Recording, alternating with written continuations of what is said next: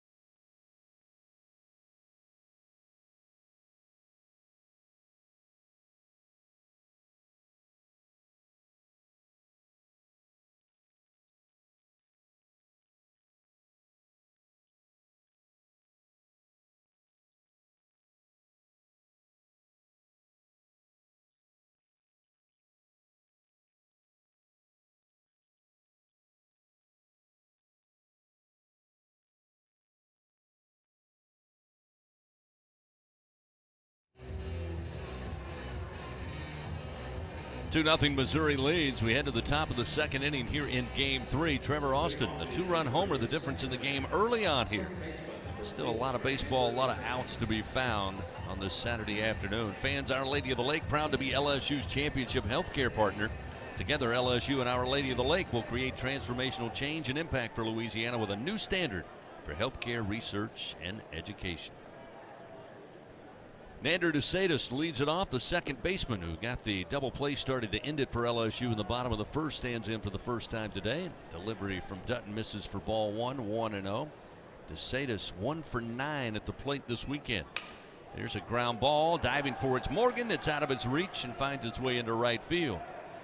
So I'll take blame for that one, as he'll pick up his second hit of the series and the second hit of the game for Mizzou. And again, one of the keys to this series, Hunt, we talked about it Tuesday night, the win over Louisiana Lafayette, was limiting leadoff men aboard. The Tigers have done an excellent job through the first two games, but with an error in the first inning and now a solid base hit, they've given up two leadoff men aboard to start the game.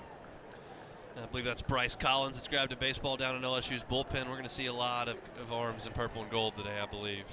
Dutton going to turn and fire. Keep an eye on DeSatis at first. Second baseman able to get back there in time. Mike Coletta got the start Thursday night behind the plate.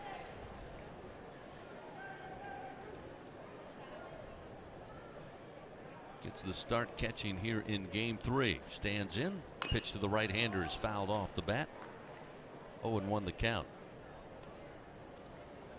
I'll give a shout out to my guy Steven Semino, who's on the tractor today down there in Donaldsonville giving us a listen. We appreciate you. Put some sunscreen on. One of my favorite little towns here in Louisiana is Donaldsonville. Had the pleasure of having lunch over there a couple of times. The 0-1. Breaking ball misses high. 1 ball and 1 strike. Coletta, by the way, on Thursday night, 1 for 3. Comes in today batting .273 on the year.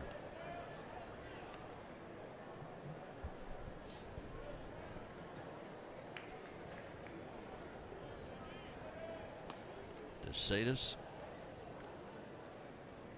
Good lead off of first. Now the throw over and a very close play as Morgan with the slap tag, and just getting back is DeSatis. You mentioned grabbing lunch in Donaldsonville. When I was working in the courthouse down there for a while, you go to these great little restaurants every day for lunch. Everything's got a crawfish cream sauce on it or something. There's no way you cannot gain 10 pounds working down there for a couple months. Another throw over, and again DeSatis just gets back sliding to the first base bag. Still 1-1 the count to Coletta.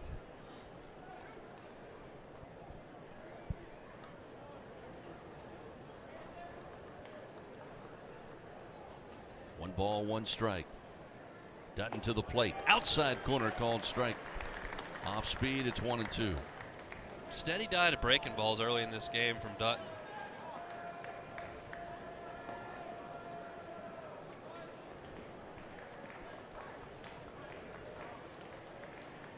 Middle infield, double play depth here. Nobody out. Top of the second, runner at first. Dutton kicks and fires the 1-2. Again, trying to nibble the corner, but misses outside and low. Fastball makes it 2-2.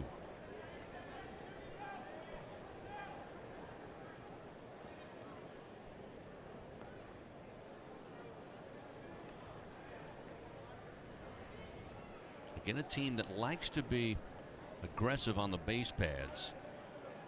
Been caught twice. Here's a swing and a miss. Chased one way up in the zone on the heater from Dutton. And down on strikes goes Coletta.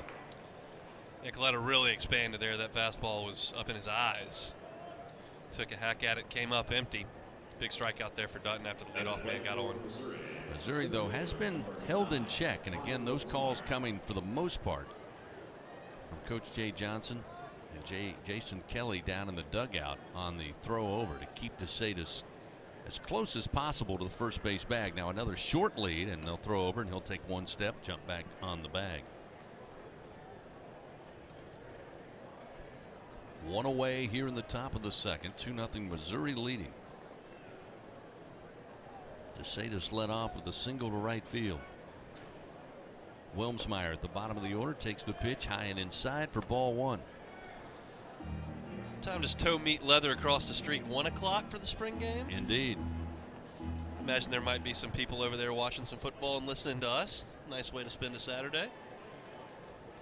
Yeah, great weekend to be on campus here at LSU. The excitement abounds. The 1-0 in on the hands. 2-0 the count now to Wilmsmeyer. Center fielder is 1 for 8 with a run scored.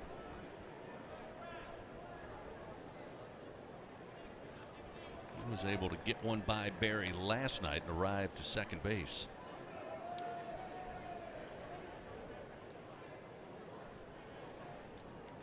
.2-0 delivery outside corner. There's a strike with the heater. It's 2-1. Perfect pitch there. 2-0. Just a fastball right on the outside corner. Nothing Wilmsmeyer can do but stare at it.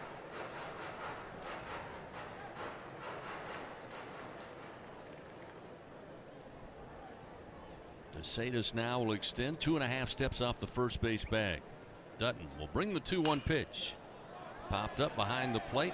McManus going to give it a look, and he'll have room, and he'll have the catch for out number 2. Little assist to the wind there. That thing looked ticketed to go back over our heads, but the wind's blowing pretty good out to left field, and it held that thing up. And McManus ditched the headgear, found it up in the sky, and was able to squeeze it. So with 2 gone in the top of the second, I'll bring to the plate once again, top of the order. Josh Day got aboard on an error on Jacob Berry at third base. He came in to score on the 2-run homer by Trevor Austin. Still Mizzou with DeSatis down at first base.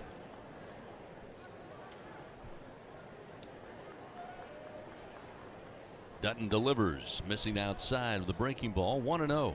Fans always hit a home run on your projects with your equipment powered by Sunshine, your hometown John Deere dealer in Louisiana.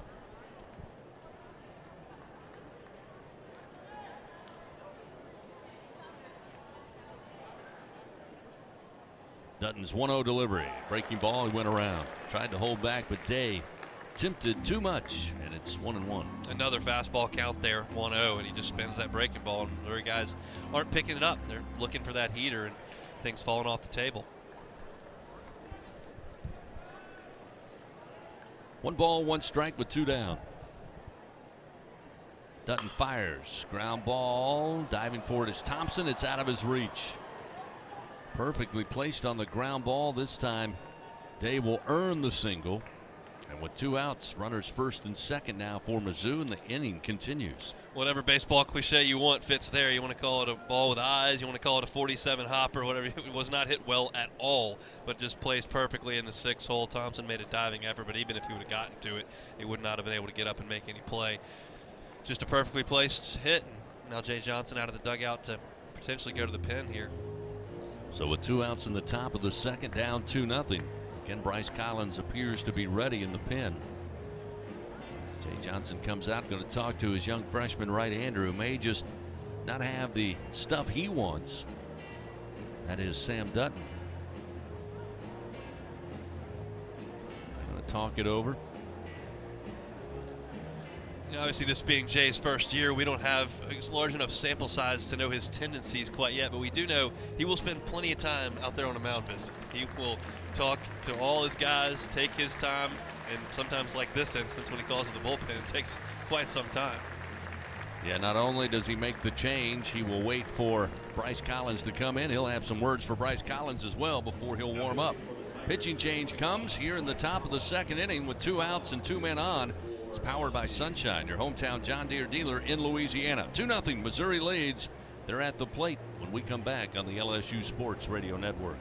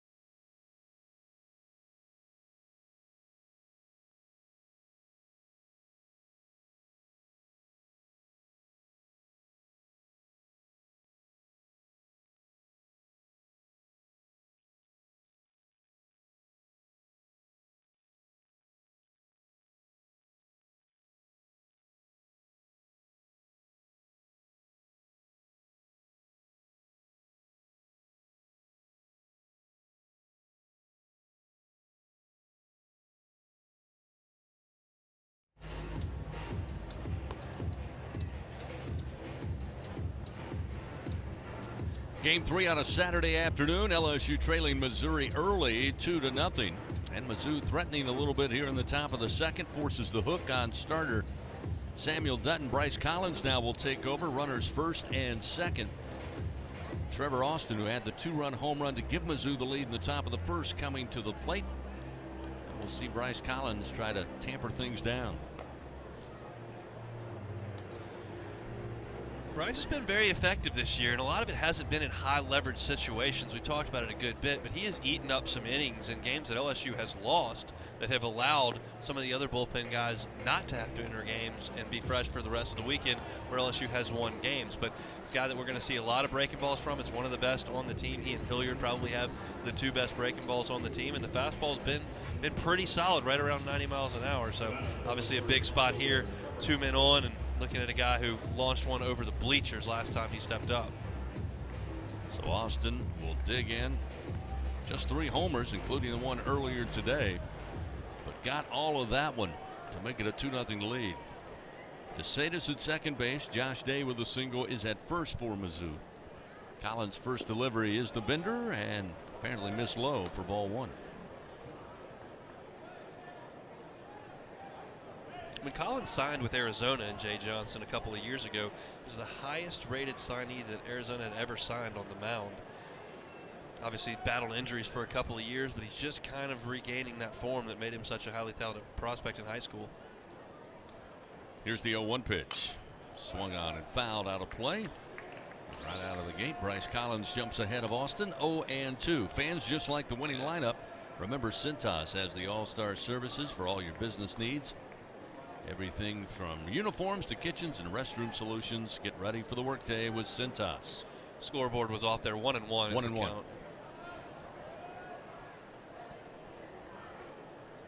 Doty covering second base. He'll get back to position after the pitch, and the 1-1. Misses a little high. That's not going to please LSU fans. Again, the breaking ball missing. 2 balls, 1 strike. Alfredo Burkeen at first base, our umpire. Morris Hodges Jr. at second. Hank Himmonen down the line at third, and David Brown calling the balls and strikes behind the plate. Collins, the 2-1, way upstairs, 3-1. Bryce struggled a little bit to find that release point early on. That first breaking ball was too low, then a little one too high. That one missed by a significant margin. You got to be careful here. 3-1 with that wind blowing the way it is. Got to make a good pitch. Runners take their lead, first and second. A 3-1 count to a, as we all know now, dangerous hitter Trevor Austin. Collins to the plate. Again, swatted high in the air and deep, but foul down the line and left. It'll get to the seats. Still 3-2 the count now. So the runners from first and second will be on the move here as the count's full with 2 outs. So got to do anything you can to keep the ball in the infield if you're a Tiger infielder. Right-handed hitting Austin. Barry playing behind third base near the line. Thompson straight away in the 6 hole. As we mentioned, Doty shaded to second base. Morgan not holding the runner on with 2 outs and a full count. Time called. Austin will step out. Fans, if you're looking for a little fun, play Sapphire Sevens from the lottery. You could win up to $20,000. Just stop in at any lottery retailer, pick up Sapphire Sevens today for your chance to win. Get your shine on. Must be at least 21 to purchase. So after Austin calls time, Tyler McManus, now having a issue with his catcher's mitt, requests a new one and walks over to the first base dugout and will get it. So making sure he's laced up and ready to go. He'll come back as we get set for another payoff delivery with 2 outs and 2 men on, and Missouri leading 2-0. Big spot early in this game. Be a little bit of momentum shot if LSU can strand those 2 runners. DeSatis, huge lead off second. Day like the same at first. Runners go. Called strike 3 on the inside corner. All off speed at 71 miles an hour, right underneath the wrist. Paints the inner corner, and that'll do it. Bryce Collins records the punch out, comes out and puts out the fire in the top of the second inning. They get no runs. They do it on 2 hits, and they leave 2 men on. We go to the bottom of the second. It is a 2-0 Missouri lead. Tigers coming to the plate. It'll be Doty, Morgan, and Thompson due up when we return on the LSU Sports Radio Network.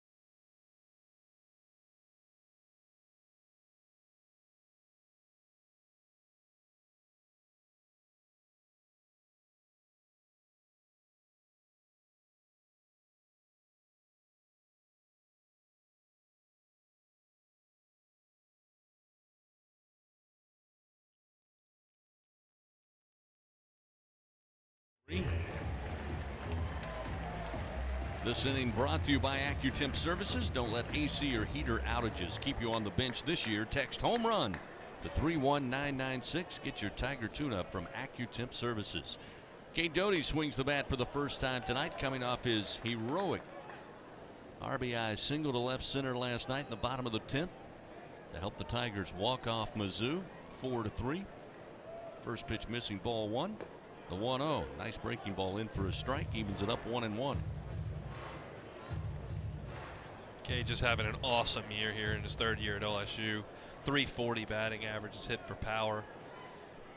The 1-1 misses high, make it 2 balls and 1 strike this weekend. Cody 2 for 8. One of those 2, as we mentioned, a big one.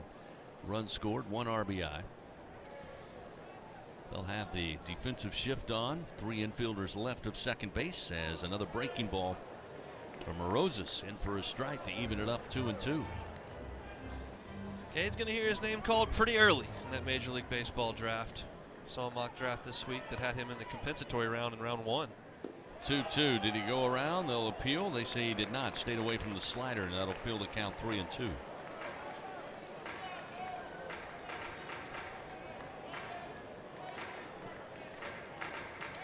Cade Doty talked about here at LSU and in and around the program for a number of years while he was a youngster, still playing high school ball over in Denham Springs. This one's fouled off into the dirt at the plate.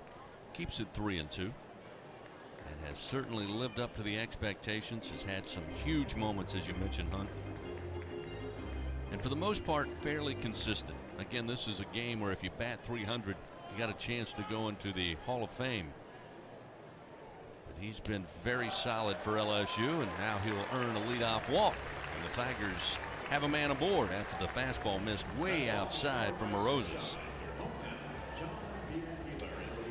And Cade draws that walk, and Trey Morgan will grab a bat. Got that bulky brace on the right leg. That's something he's going to have to deal with the remainder of the season. Still swinging the bat pretty well, and doesn't seem to limit him too much defensively. The only time you notice it is when he runs, he labors just a little bit, but he's played tough, he's played hard, and has had some huge moments. None bigger, obviously, than the big hit he got in Starkville to flip game 1. Batting .375 this weekend. Morgan 3 for 8. First pitch, fastball misses low and outside, and Morgan, you wouldn't know it playing in the field. Last night, made a great play to beat a runner at first. Came up a little gimpy after kind of slamming onto the first base bag and buckling his right leg underneath his body. Stayed in the game, then made a great play in foul territory near the side wall later. Here's a swing and a miss. It's 1-1. Of course, Thursday night had the over-the-shoulder basket catch in shallow right field. And every time there's a ball near him, he gives up the body. And we all know he's wincing from pain a little bit with that knee brace. Otherwise, he wouldn't have it on. Doty with a leadoff first. Morozes to the plate. Opposite field. In the air to left. And Austin coming over. He will get to it in time for out number 1. So Morgan retired on the fly out to left.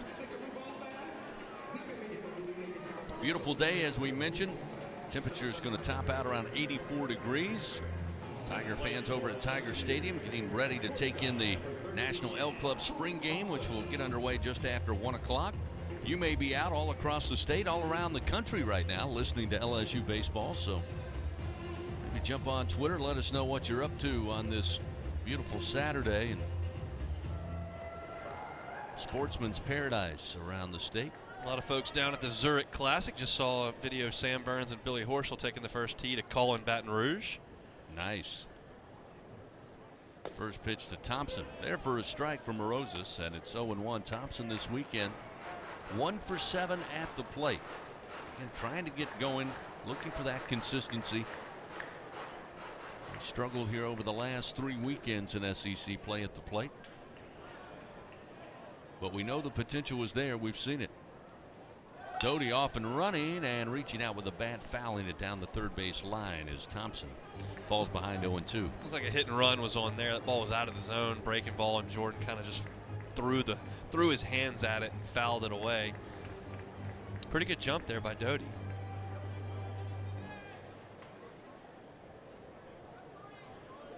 No balls, 2 strikes to Thompson.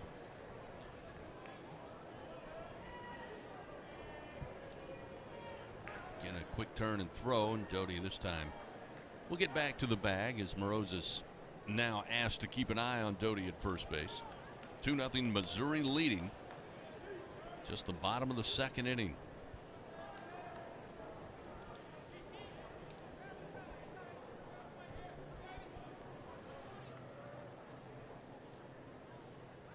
Morozes from the stretch. The 0-2. Missed high. 1 ball, 2 strikes. One thing Morozes has done well, again, standing at what, 6'8".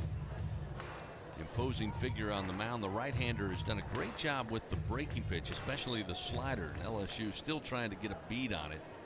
Not quite through the first time through the lineup. Here's the 1-2 pitch. Missing upstairs again, 2-2. Yeah, not much solid contact from LSU early on. Barry hit his okay. That was a double play ball, but the rest of the contact has not been super.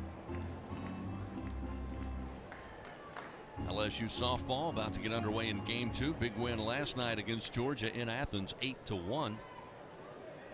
First pitch from the circle coming up at 1 o'clock there in Athens.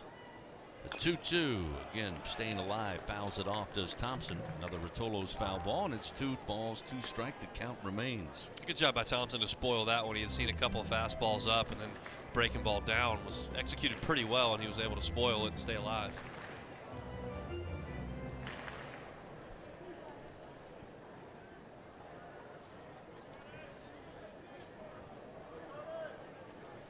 Doty down at first base.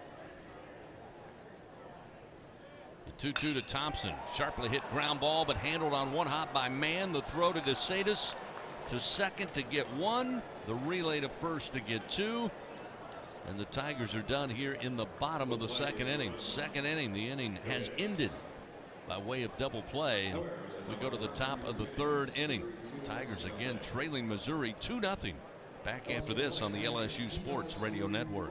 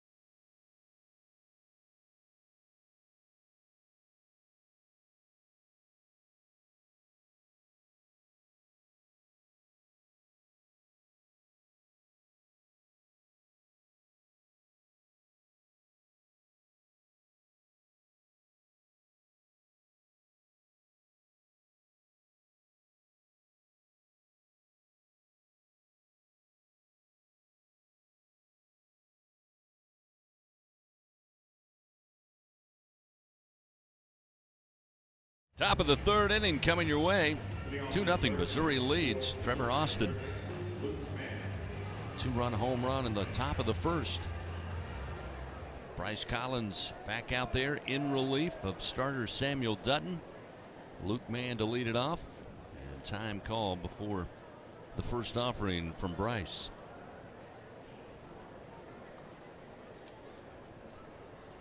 First delivery, looking to spin one, but it doesn't break. Misses way outside. Ball one, 1-0.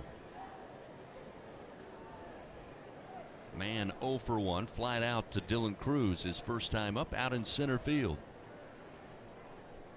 1-0 delivery. Again way outside, this time with a fastball. 2 balls, no strikes. And Collins, as you mentioned earlier, Hunt, still trying to get the release point, still trying to get into a groove, as he's been a little wild early. Didn't have his best stuff. Found that breaking ball to get the punch out to end the second, but it's still a work in progress out there for Collins. The 2-0 misses low. 3 balls, no strikes as that fastball unable to get the strike zone. And Mann will see if he is the take on with put all the onus on Collins with a 3-0 count. And Mann's the best hitter in this lineup, so generally speaking, I'd be good letting him rip, but looks like he was taking there. Maybe didn't want to offer, but a fastball on the outer half makes it 3-1.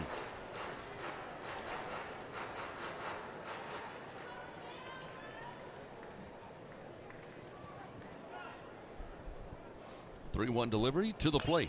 Fouled back towards us. Thankfully, there's a screen, and it's now a full count, 3-2. I was ready to make the play. Yeah, saw the hand raise. You were ready.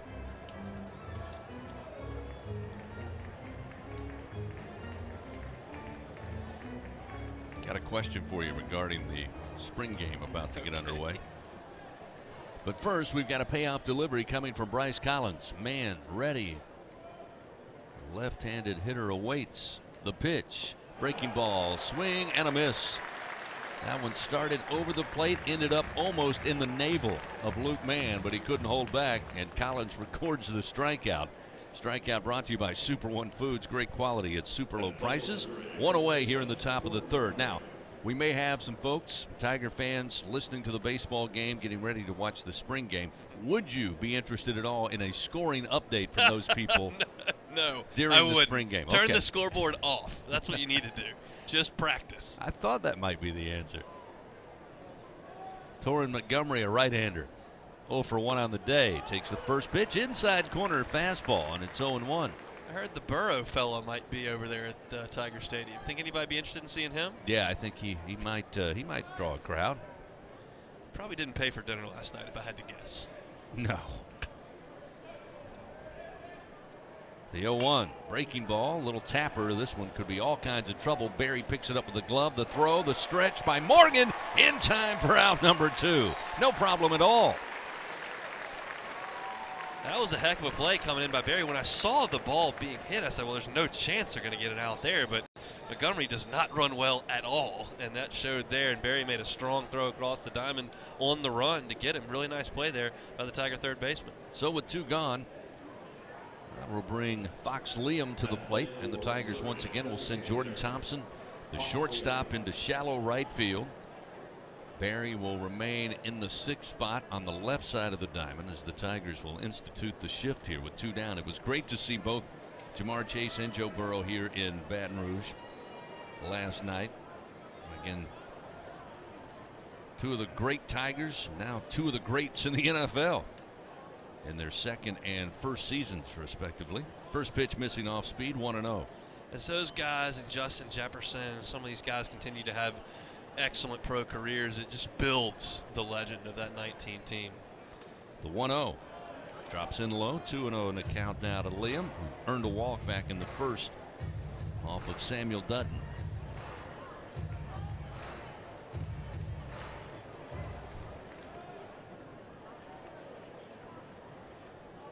Collins looks in. Now we'll begin the wind. The 2-0.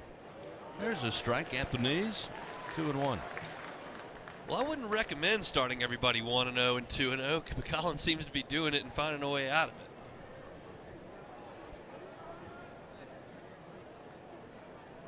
2 outs in the top of the third. Tigers looking to get back into the dugout. The 2-1. Missing low and outside from Bryce Collins, now 3-1. Bryce with 2 strikeouts.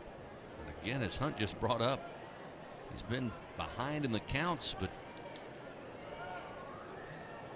has been effective since coming in relief. The 3-1. There's a breaking ball.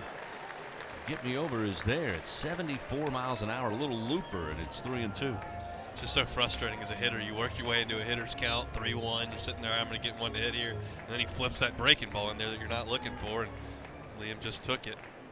Yeah, Bryce, one of a few here that Coach Jason Kelly and Coach Jay Johnson have the confidence in those situations with the spinner. This one in the air, foul. Down the line at third. Stevenson on his horse, but can't get to it. As Missouri, everybody drops to the deck over there in the bullpen. They have about 6 guys on the bench, and a couple went to the ground to get out of the way of that one. Just dove. What was he? Pitchers are weird. That's all I can say. What was that move he just pulled?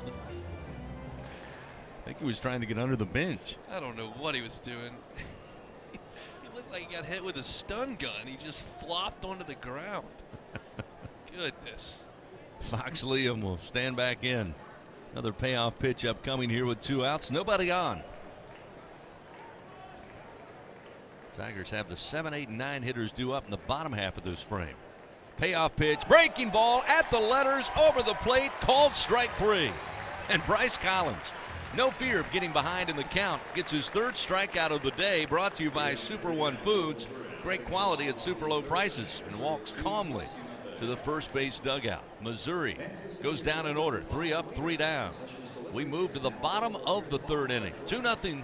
Mizzou leads LSU to the plate after this on the LSU Sports Radio Network.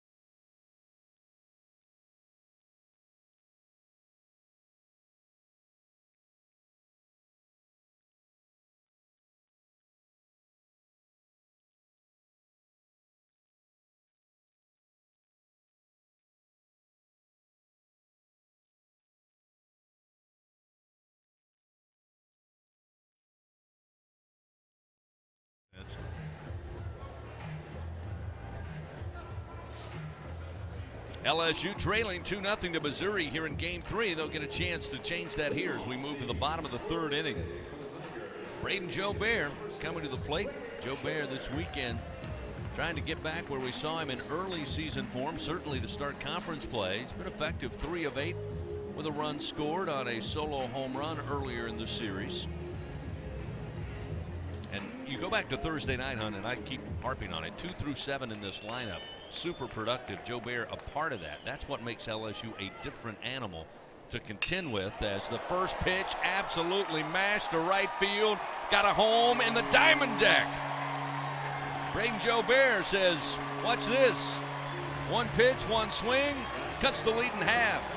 And Braden Joe Bear with the boomstick out early. His 12th home run of the year. My word, that ball was hammered. The wind is blowing hard in from right field towards left field, and he hit a 2-iron into the seats in right field that was just an absolute laser beam. ball got a lot of the plate, and it's safe to say Braden Jobert is starting to see it a little bit better. He was 1 for his last 20 entering the weekend, now 4 hits in 3 days, and that is a welcome sight to Jay Johnson and his Tigers. Yeah, as I was trying to say before I was rudely interrupted by that swing by Jobert, he's really starting to pick it back up again, which bodes well, as you said, for the Fighting Tigers. Tyler McManus, first pitch. Here's a ground ball bouncing into center field, left of second base.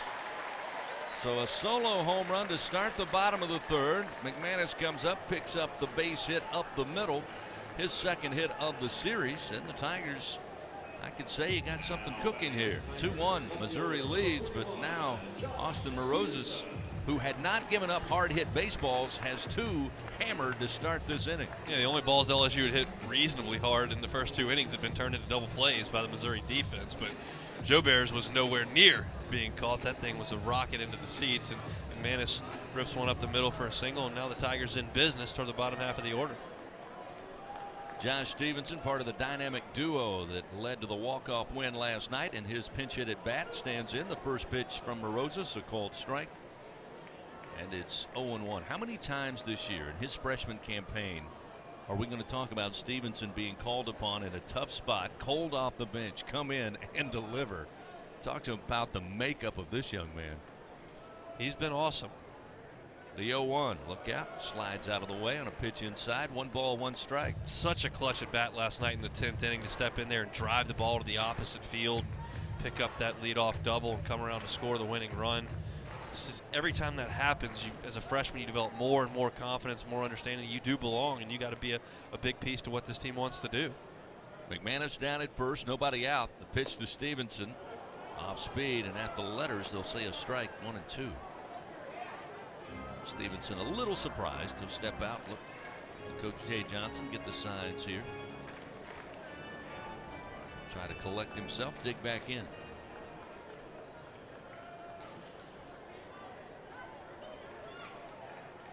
Morozes checks the runner. Now the 1-2.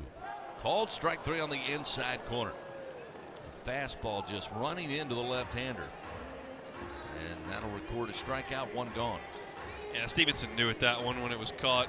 That caught the inside corner, and he retreats back to the dugout. That was a good pitch there with 2 strikes by Morozes. Here's his freshman counterpart, top of the order, Josh Pearson, coming to the plate for the second time. He was caught looking his first at bat to Morozes. Again, a lot of real estate between first and second here. But DeSatis shading towards second base. Here's a strike to Pearson. Make it 0-1. And Montgomery holding the runner on at McManus at first base. Pearson tried to pull hit his last at bat, slapped 2 foul down the right field line.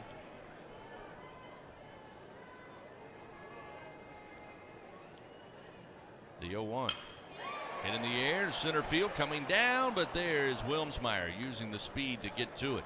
Thought off the bat it had a chance to drop into center field, but Wilmsmeyer, not playing deep, was perfectly positioned, comes in, makes the play, 2 gone. Pretty good swing there by Pearson. Ball got a lot of the plate, and he drove it on a line to center field, but it hung up too long, and Wilmsmeyer's going to run that one down every time. So we'll see Dylan Cruz. Cruz got on with a swinging bat, or bunt rather, his first at bat. Just a dribbler down the third base line. McManus still at first base. It's a 2-1 game. Missouri with the lead, and here's a ground ball. Day diving for it, left of second base, but the shortstop can't get to it. And Cruz now 2 for 2, extends the inning with 2 outs, runners first and second. That's why he's one of the best in the country.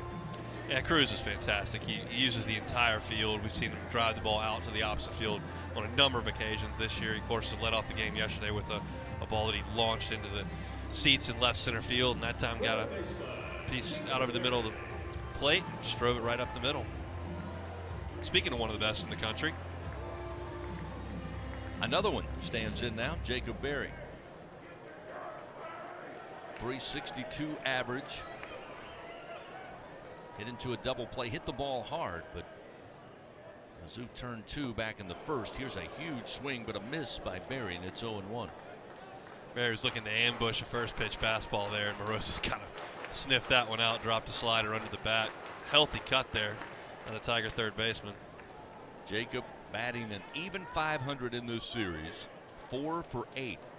And you can just about guess every weekend in SEC play, atop the batting will be Jacob Berry. As this one skips off the top of the plate, and the fastball missing makes it 1-1.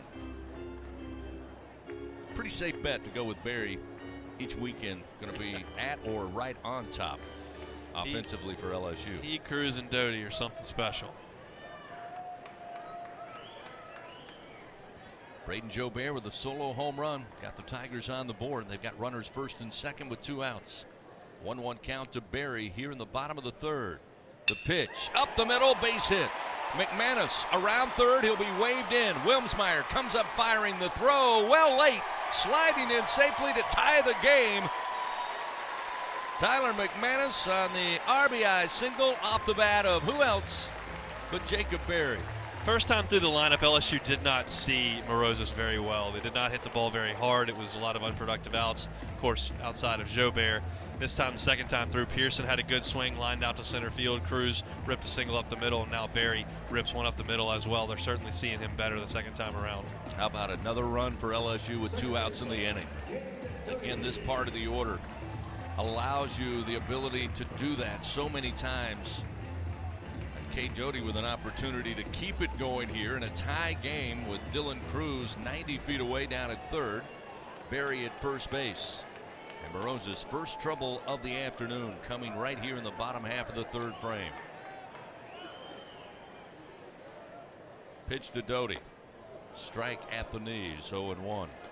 3 Missouri defenders on the left side of second base. First baseman Montgomery holding Berry at first. Literally the entire right side of the infield totally vacant for Berry in an RBI spot here. Doty aboard on a walk, his last at bat.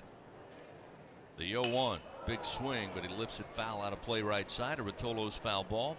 And it's 0-2. Let's pause 10 seconds. Station identification. This is Fighting Tiger Baseball on the LSU Sports Radio Network.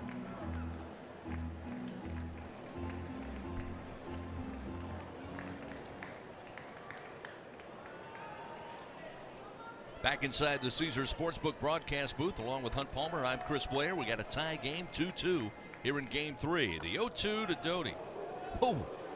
We'll say miss somewhere. Hunt, you want to take a guess? Outside, maybe low? Outside, I guess. Looked pretty good from here.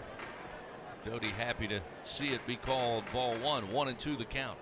Dylan Cruz at third. Jacob Berry with the RBI single. He's at first base. Tigers tie the game up here in the bottom of the third, looking to take the lead. Will it be here on the 1-2? The breaking ball hit in the air. First base side, foul territory. Montgomery with plenty of room. He'll have it for out number 3. The Tigers do get on the board and they tie it up. Braden Jobert with the solo home run, his 12th of the year, and Jacob Berry with the RBI single.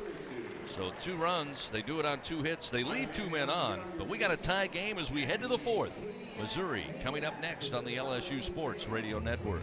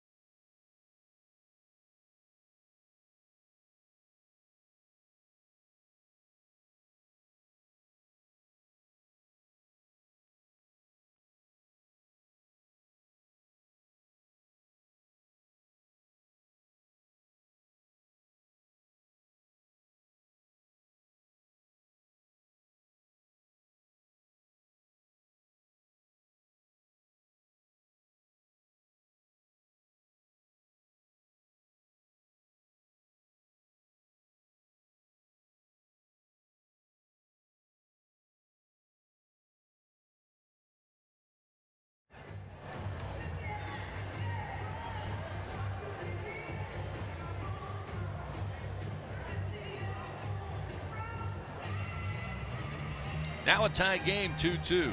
Top of the fourth inning here on a Saturday afternoon. Missouri and LSU. Bryce Collins, an inning and a third in relief. Back out there for the Tigers. Missouri will send up 6, 7, and 8 in the lineup. Pena to lead it off. Right fielder flied out to Dylan Cruz in center, his first time up. Collins delivers the breaking pitch, misses outside. Ball one, 1-0. I was looking high and low here to figure out if Carlos Pena any relation to the former major leaguer Carlos Pena. Spent an hour doing that last night. I can't say it. Carlos Pena played for my Cubbies for a little bit there. There's a strike at the knees from Collins, 1-1. It appears maybe named after Carlos Pena, or maybe just complete coincidence. Best our research can come up with. Here's the 1-1. Popped up and behind the plate, giving a chase is going to be McManus, but it will catch the overhang, eventually roll back down onto the field. But it's a foul ball, and it's 1-2. Collins has kind of settled down a little bit after, settled in, probably a better term. I don't think he was rattled at all, just didn't quite have command of all of his pitches, but now he's in a bit of a groove, and this is the guy we've really seen all year that's kind of eaten up innings, not necessarily getting the biggest out in a one-run game late or starting any games, but they've called on him to get some important outs over the course of a weekend, and certainly this is a huge spot here now that his offense has come back and tied the ball game here. 1-2 the count to Pena. Batting from the left side, Collins loads up, delivers a fastball, but it's off the outside corner. Evens it up 2-2. 93 miles an hour on that heater for Collins. When you mix that with as good as his breaking ball is, this is a really, really solid pitch arsenal.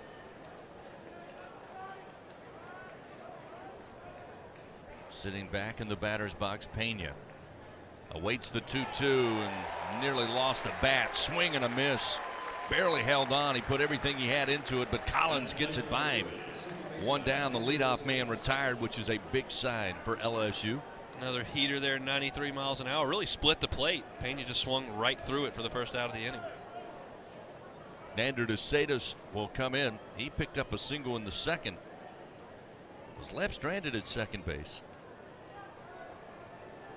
Back in the second when Missouri threatened slightly. Time called as DeSatis rather. Readjust now, ready to go as Collins looks in. One out, nobody on. Breaking pitch. Ooh, guess came in high. Ball one. Must have.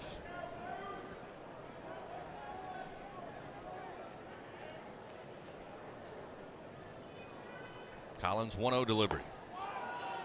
And he held back, and they'll say this one was a little high, maybe a tad outside. 2-0.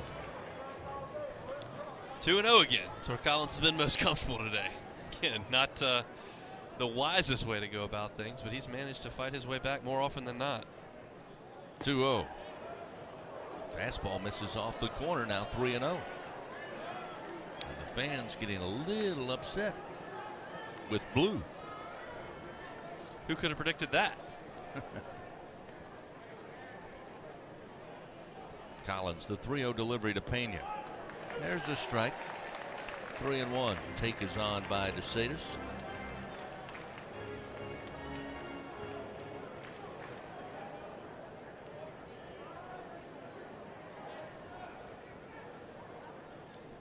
Three-1. In the air to left field. Stevenson playing deep, has to come up quickly, but he's got plenty of time. We'll squeeze it for out number 2. There goes Collins again, falling behind 2-0, 3-1, but makes the pitch and gets out of it. I have some insignificant yet troubling news from the spring game, Chris. The full shoulder stripes are back on these uniforms. I do not want to see that when we come back against Florida State. I'm a uniform nerd. I like the half stripes we've gone back to. They're wearing the full shoulder stripes. It's a little troubling for me, I got to tell you. I knew you shouldn't have paid attention. I knew you wouldn't be able to stay away from it, but sorry to hear that bad news for you. No updates on the quarterbacks or nothing. No offensive line stuff, just uniform takes. That's why I'm here. First pitch called strike to Mike Coletta. Coletta, a strikeout victim. his first time up. Collins with the 0-1. Comes back with a fastball. Right down Skip Bertman drive, and it's 0-2.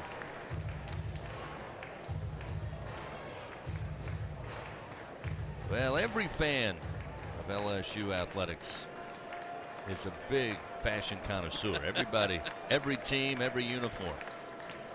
So you're not out of the norm there. Lifted to center field on the swing of the bat. Cruz will come in several steps. He'll have it for out number 3. So Bryce Collins, again, workmanlike out there in relief, recording outs as Missouri goes in order. No runs, no hits, nobody on base. We move to the bottom of the 4th on Saturday. Tied 2-2. Tigers trying to take the lead. They'll send up Morgan, Thompson, and Joe Bear and try to do just that when we continue on the LSU Sports Radio Network.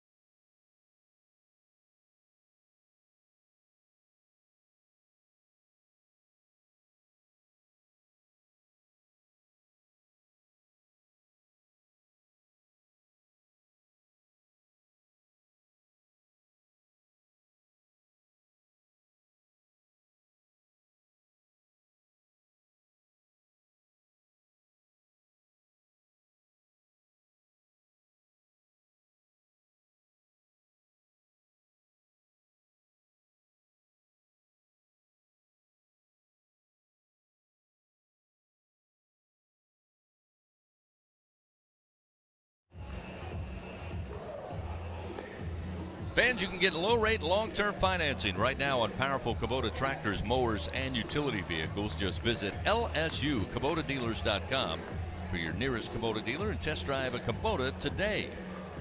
2-2, we're tied. Bottom of the 4th inning. LSU will lead off with Trey Morgan. Morgan 0 for 1 on the day, followed by Jordan Thompson and Braden Joe Bear, who got the Tigers on the board with a solo home run, his 12th of the year, to start the bottom of the 3rd inning. Tigers would add one more on an RBI single from Jacob Berry. First delivery to Morgan, misses for ball 1 with a fastball offering from Austin Morozes. Morgan flied out to left field. And Trevor Austin his first time up. The 1-0. Strike on the inside corner. Morgan thought it was a little too inside, but it evens the count 1-1.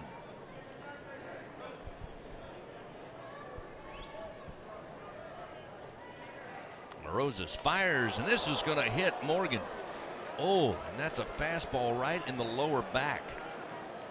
Morgan a little slow, going to make his way down to first. Now he starts to jog. That one you could hear from up here. Looked like it was right in the small of the back. Just very uncomfortable. He's got reservations in the ice bath after every game, I think, at this point. So another hit batter on the season for LSU, and the number climbs. We've reached 80 now here in 2022. Runner aboard, gets the leadoff man on, and now Jordan Thompson will swing the bat, hit into a double play back in the 2nd to end it. First delivery, strike at the belt, outside corner. It's 0-1. Luke Mann, the third baseman from Missouri, playing even with the bag at third, thinking a bunt's possible here from the Tigers shortstop. Joe Bear obviously swinging the bat pretty well this weekend in the on-deck circle.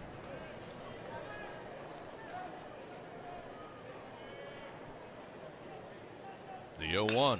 Ground ball towards the third baseman Mann. He'll pick it up. Throw to DeSatis to get the lead runner in Morgan. but then dropped it from mitt to hand on the exchange as he tried to turn 2. So Morgan out, the lead runner, but arriving safely will be Jordan Thompson, and would have been the third double play turn by Mizzou, and that one again tailor-made, sharply hit, 2 bounces to Mann. He made a good throw, and DeSatis just lost the baseball. Yeah, and the transfer there, he's trying to be too quick with it at second base. It was not hit that hard. Mann did a pretty good job being patient and waiting on that ball to hop up for him instead of charging it. Put a good throw right on the numbers there for DeSatis, and just on the transfer wasn't able to get it into the hand. So Thompson safe at first. So now we'll see Braden Jobert with a runner on and 1 out. Sent one out of here quick time fashion, his first at bat. Here's a strike on the outside corner extended from Austin Morozes. It's 0-1.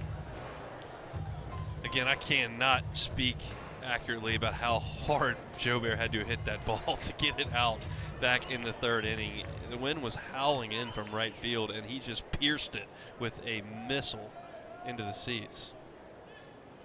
Morozes checks the runner at first. Now the 0-1. Got it across the plate off speed. Jobert had an idea, but a little upset with himself as that one came right across the heart of the plate. 0-2.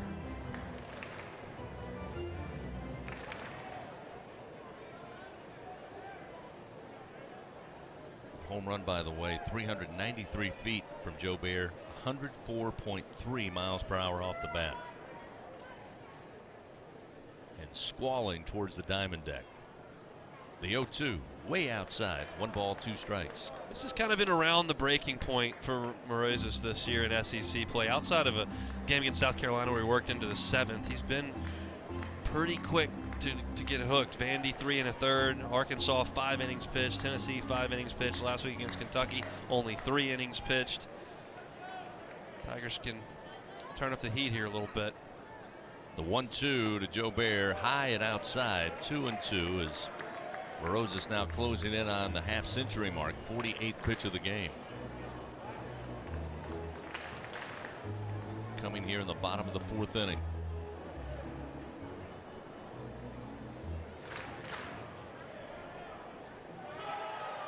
.33 strikes, 15 balls offered up. The 2-2, again missing outside. Again, Jobert not chasing, fills the count 3-2. See how aggressive Jay Johnson wants to be with Jordan Thompson at first base here. Payoff pitch. Jobert does have a tendency to strike out, so not a slam dunk that she'll start the runner, but they may. Now a quick turn and throw as Thompson was just getting off the bag. He's able to get back to first.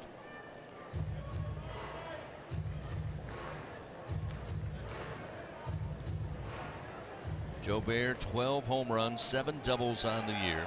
He's driven in 40 runs.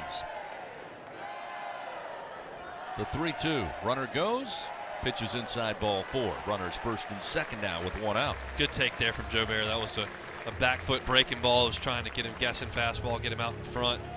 Didn't swing at it. He's seeing the baseball much better this weekend than he has over the last 3 weeks. Time called. Mike Coletta going out to visit with Morozes on the mound now. Personnel down in the left field bullpen, but nobody throwing, nobody doing more than a few stretches. We saw that a little bit on Thursday and on Friday from Missouri. Coach Steve Beezer not quick to get anybody up to follow his starter. But things getting tight here in the bottom of the 4th with just 1 away and 2 men on. Tyler McManus, we got a base hit right up the gut to center field, his first at bat.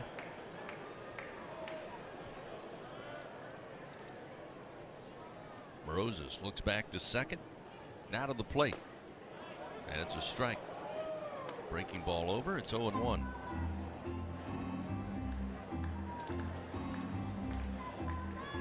Thompson at second. Jobert on a quality base on balls earned is at first base.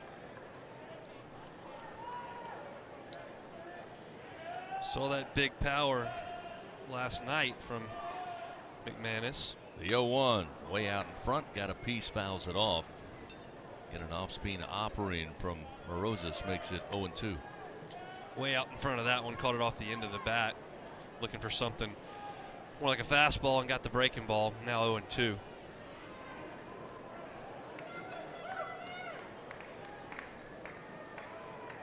Again, the wind blowing in favor of the right-handed hitter McManus here.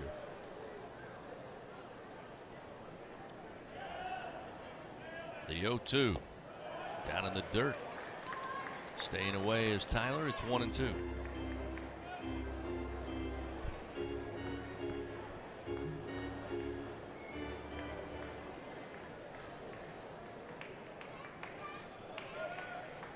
Runners again off of first and second. Just one out in the bottom of the fourth. A tie game 2-2. Pitch from Morosis. Misses high. Another good eye by McManus to even the count 2-2. A couple pretty good takes there from the Tiger backstop. Breaking ball down, then saw that fastball just off the plate, didn't pull the trigger. Working that count even.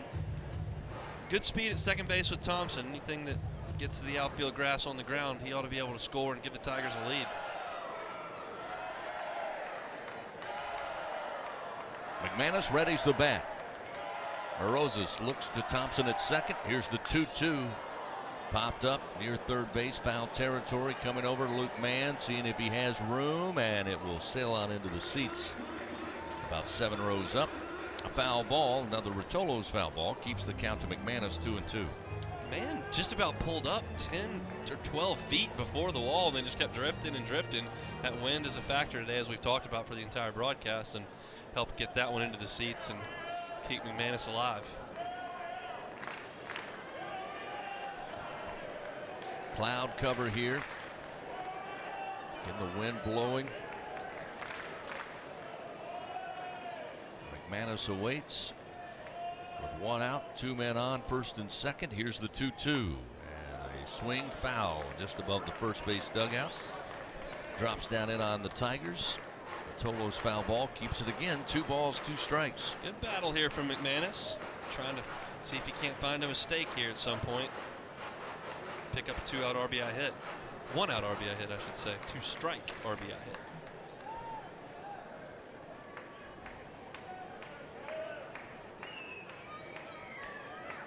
Morosis set to offer another 2-2 delivery. This one down the line, fair inside the third base bag. Into the corner it goes. Thompson easily around third. They're going to go ahead and wave around Joe Bear. The throw just now coming in, and the Tigers take the lead 4-2 on a 2 RBI double off the bat of Tyler McManus.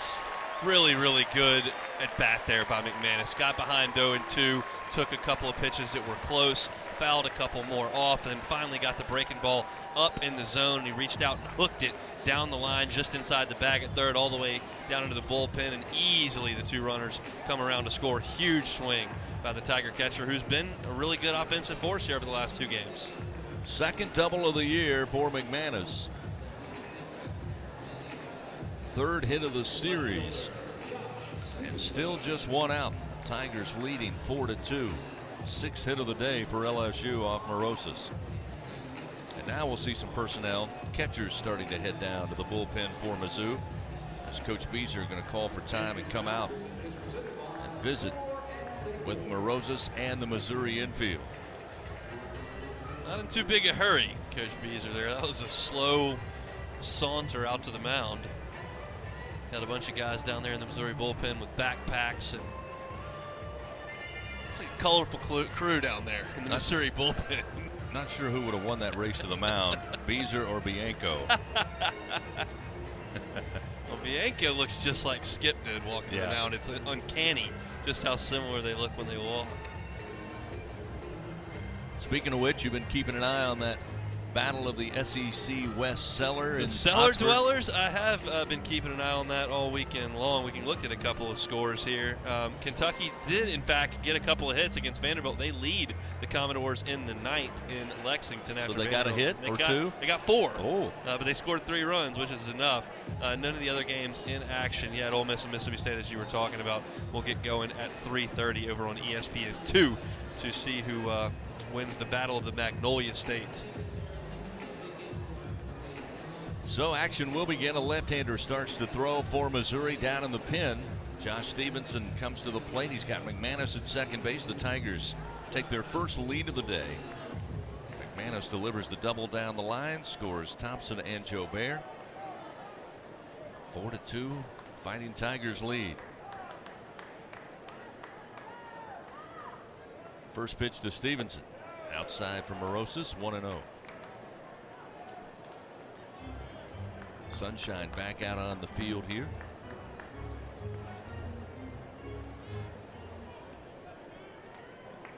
Should have no issues with the shadows here in today's game 3, starting at 12:03 Central Time. Here's the 1-0. Swing and a miss. Off speed. Stevenson out in front. 1 ball, 1 strike. They pulled the string on him there. Josh was all amped up for the heater and way out in front.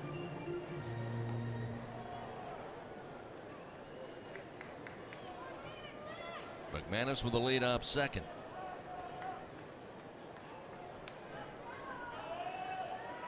Stevenson batting for the 31st time this season. The 1-1. Breaking ball in for a strike, 1-2. Good backdoor breaking ball there. Started off the plate. Caught the corner on the way in.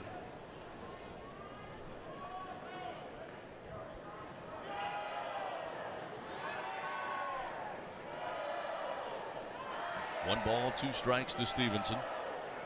Caught looking at his first at bat earlier in the 3rd. Reaches out with a bat. It's a ground ball. Day will take it on the bounce. He will throw to first. Off and running was McManus on contact. He gets to 3rd easily. His Day's only option was to record the 2nd out. So Stevenson advances the runner. Ground ball near the second base bag. Now we'll see top of the order Josh Pearson come to the plate. 2 gone. Another run just 90 feet away here in the bottom of the 4th inning. Tigers have plated 2 runs in the last 2 frames. 2 in the bottom of the 3rd, 2 so far here in the 4th. The pitch to Pearson. Swung on, base hit, bounces its way into right field. McManus will score, and it's 5-2 LSU as Pearson takes the first pitch, drives it into right field. RBI number 12 on the season for the freshman Pearson. And the Tigers now take a 3-run lead. And Pearson hitting the leadoff spot, got a good look at Morosis in the 3rd inning and put a good swing on a ball that lined into center field, but it was caught that time. Ready for the heater on the first pitch, got it, pulled it into right field for a 2-out RBI single. Good at bat there. 4 of the 5 runs for LSU coming with 2 outs in the inning. Now we'll see Dylan Cruz. Morosis delivers a first pitch strike, 0-1.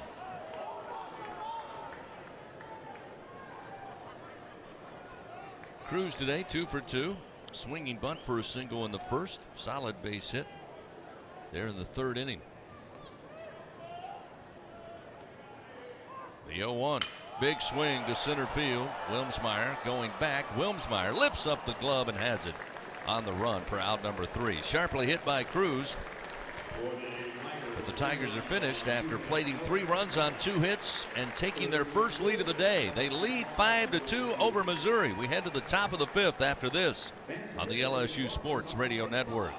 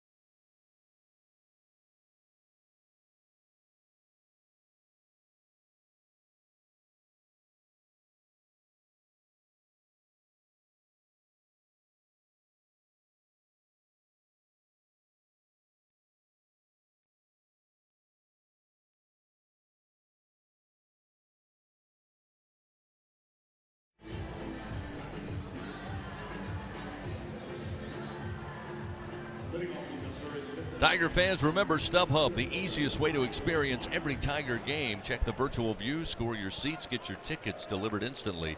StubHub, the official ticket marketplace of LSU Athletics. StubHub, be there. Top of the fifth, 5-2, LSU leading Missouri. Bryce Collins delivers the first pitch to the leadoff hitter here in the fifth, Wilmsmeyer. Dropped in low, they check down to first. They say he did not go around. It's 1-0.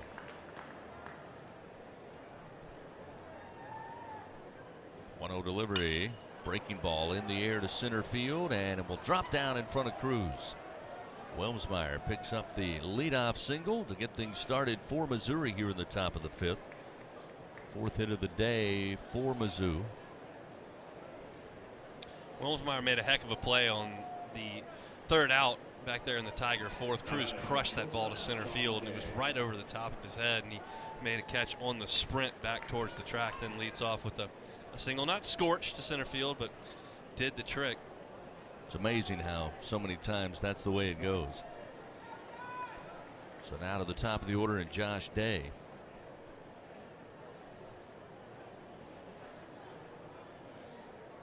Day has reached base in his first two at bats, one way by error, one by a base hit, and now a third by a base hit. Out into left field. And on his horse, Wilmsmeyer showing speed. He gets the third, the throw back to second. Going to get Day with the tag applied by Cade Doty. Day arguing he's in there safe. I'm not sure if Coach Beezer agrees and will ask for a review. It doesn't appear that he will.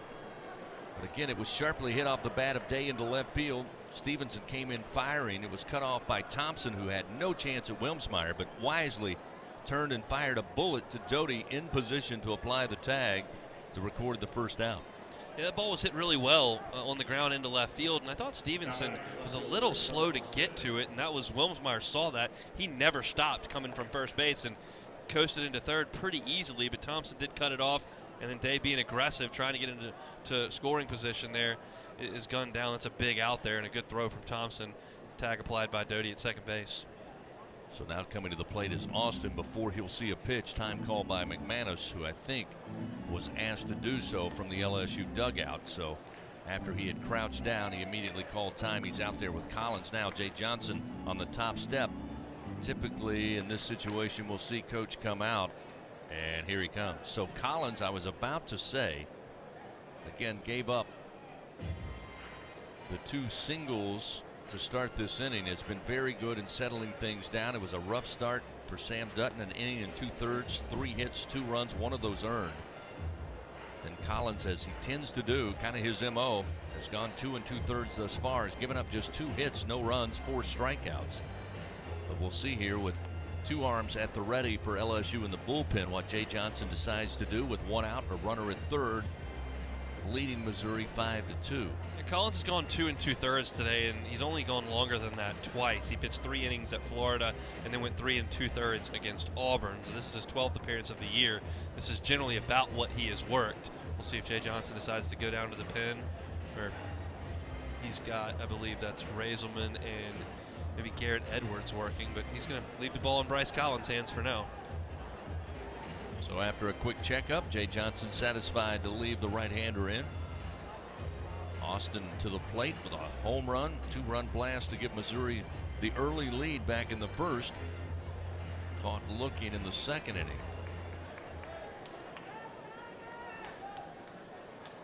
Wilmsmeyer, leadoff single into center, now stands at third. Tigers did record the 1 out on Day getting greedy, trying to get into second.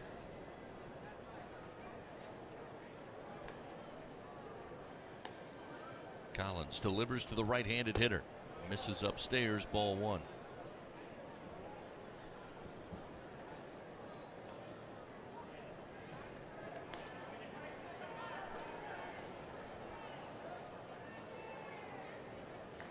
Collins takes his time, looks in, checks the runner. Now the 1-0 pitch. Breaking ball. Get me over, and it's there for a strike, 1-1. Tigers will play the infield back. Barry's even with the bag. Now he'll retreat a little bit, so anything hit on the ground in the infield is going to plate the run.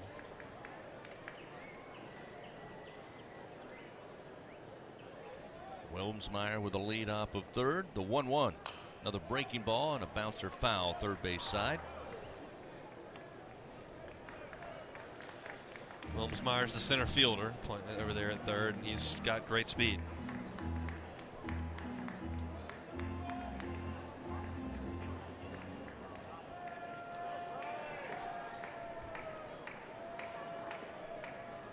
One ball, two strikes to Trevor Austin. Fastball in on the hands from Collins, evens it up 2-2. Collins can find a little extra when he wants it. That one clocked in at 93 miles an hour, trying to sneak it by him. Breaking ball has been so good all day. You figure they're looking for that with two strikes in a spot where you're really looking for the strikeout. Tried to sneak the heater by him, but just missed. With one out and a runner at third and a 5-2 LSU lead, the breaking ball hangs up and it's a base hit to center field. Wilmsmeyer will come in to score. The RBI single for Austin, his second ribby of the day, or third ribby of the day. Will cut the lead 5-3 for LSU. Yeah, Collins looking for a strikeout there. Just one out, a runner on third, and he hung the breaking ball way up in the zone. That's about as hittable a pitch as you can throw, and he paid for it, a missile up the middle. So now with Austin at first base, it'll be Luke Mann to the plate. 0 for 2 today, a fly out to center, a strikeout in the third inning.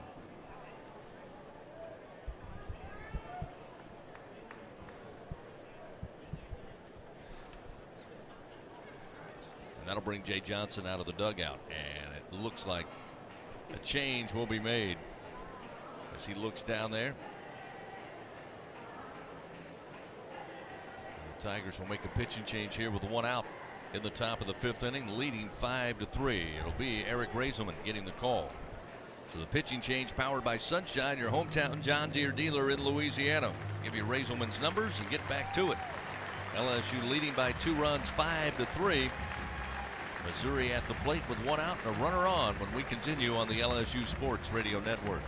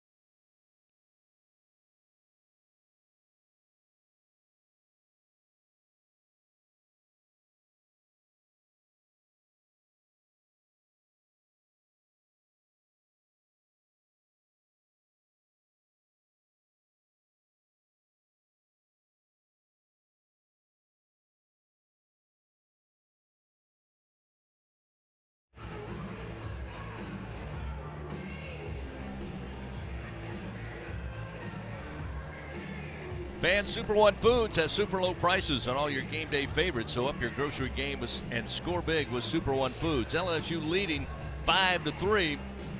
They decide to make a pitching change here. Again, Bryce Collins doing a very good job after Missouri got the early runs off of starter Samuel Dutton. They led 2-0. Collins again, Hunt, as we mentioned, kind of comes in and settles things down. LSU eventually takes the lead, but gives up a run here in the top of the fifth inning.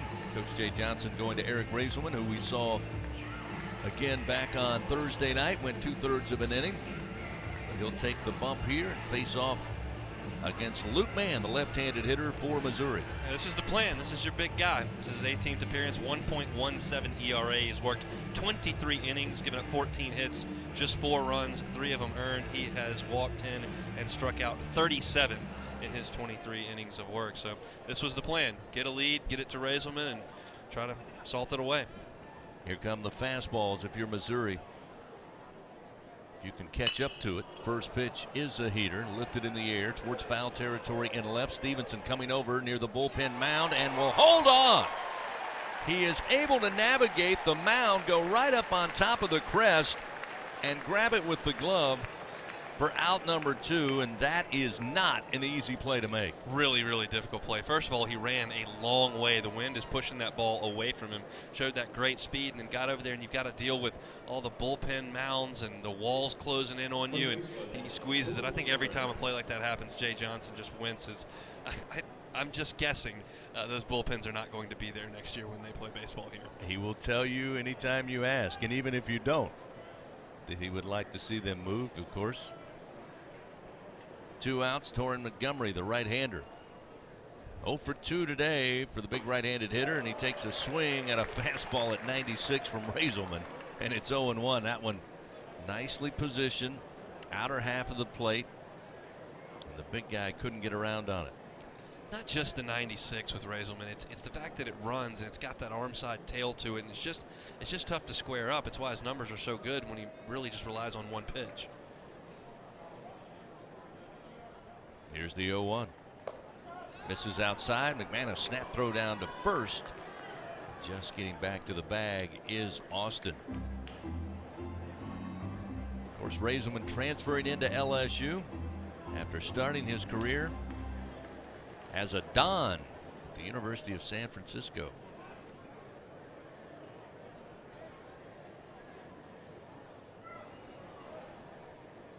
Easy to see why he had success at USF. Translating into success here at LSU in the SEC. Here's the 1-1. This one a fastball, but driven up the middle into center field as Montgomery gets his first hit of the day. Good swing there by the big slugger, and with 2 outs, runners first and second. That one was stung right up the middle on a line. Didn't get more than 8 or 10 feet off the ground, but it was hit like a rocket. Cruz did a good job of getting to it. It got to him pretty quickly and getting that ball in, keeping the base runner there at second base. So first and second with 2 out. Fox Liam now will try his hand, but first Jason Kelly, pitching coach for LSU, runs out to the mound here to visit with Raisman and the infield. LSU holding on to a 2-run lead here, 5-3. Exact score from Thursday night's final in Game 1.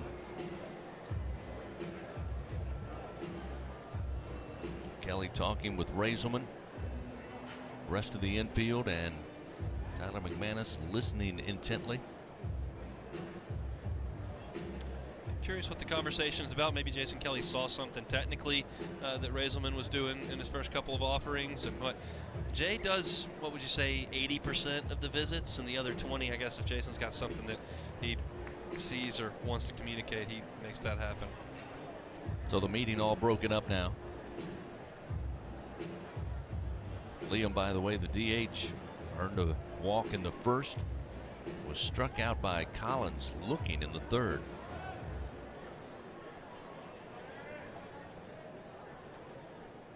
Really is a team effort down there in the LSU dugout. Jay Johnson, Jason Kelly work hand in hand on not only the pitching moves, but also the pitch calls. As Raisman fires, and the first pitch misses high with a fastball to Liam. It's 1-0. Coach Wanaka, who is the first base coach on offense, handles all of the alignment for the infield and outfield. And he is a busy guy down there in the dugout between pitches and between hitters. 2 outs, runners first and second. Raisman looks back to second. Now to the plate, the 1-0. Fastball misses high at 95, 2-0.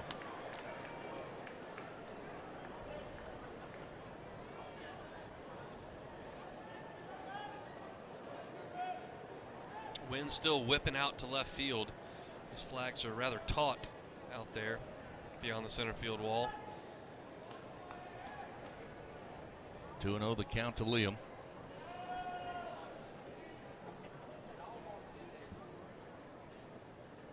Raisman kicks and fires the 2-0. There's a strike letter high to make it 2-1.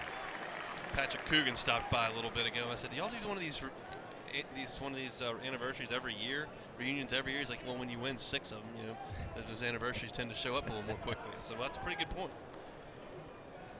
Patrick and the 97 team honored before today's game.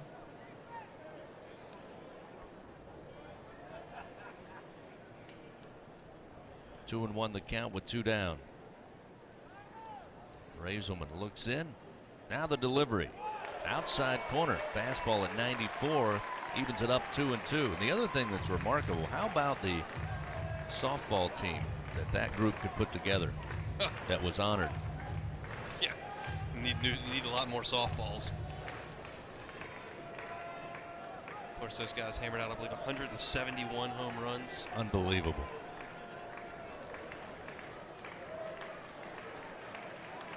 Two balls, 2 strikes, 2 outs, and 2 men on. Deuces are wild, but time is called as a pitch clock warning, I believe, coming from our third base umpire, Hank Himmonen, to Eric Raisman. We all learned that lesson in Fayetteville, that pitcher will get a warning. Next time, it, of course, becomes a ball added to the count. Hitters, however, they can't take it under 5 seconds remaining on the pitch clock. They get no warning. It's just called a strike. The 2-2 fastball, swing and a miss. Liam nowhere close. 97 miles an hour on the gun, and Raisman fired up as he makes his way to the first base dugout. Records the strikeout, presented by Super One Foods. Great quality at super low prices. Missouri plates a run, makes the game 5-3, but LSU eventually relying on their sensational reliever Eric Raisman get out of the inning. We go to the bottom of the 5th. Tigers come to the plate. Berry, Doty, and Morgan. Heart of the order, 3, 4, and 5 on the way here on the LSU Sports Radio Network.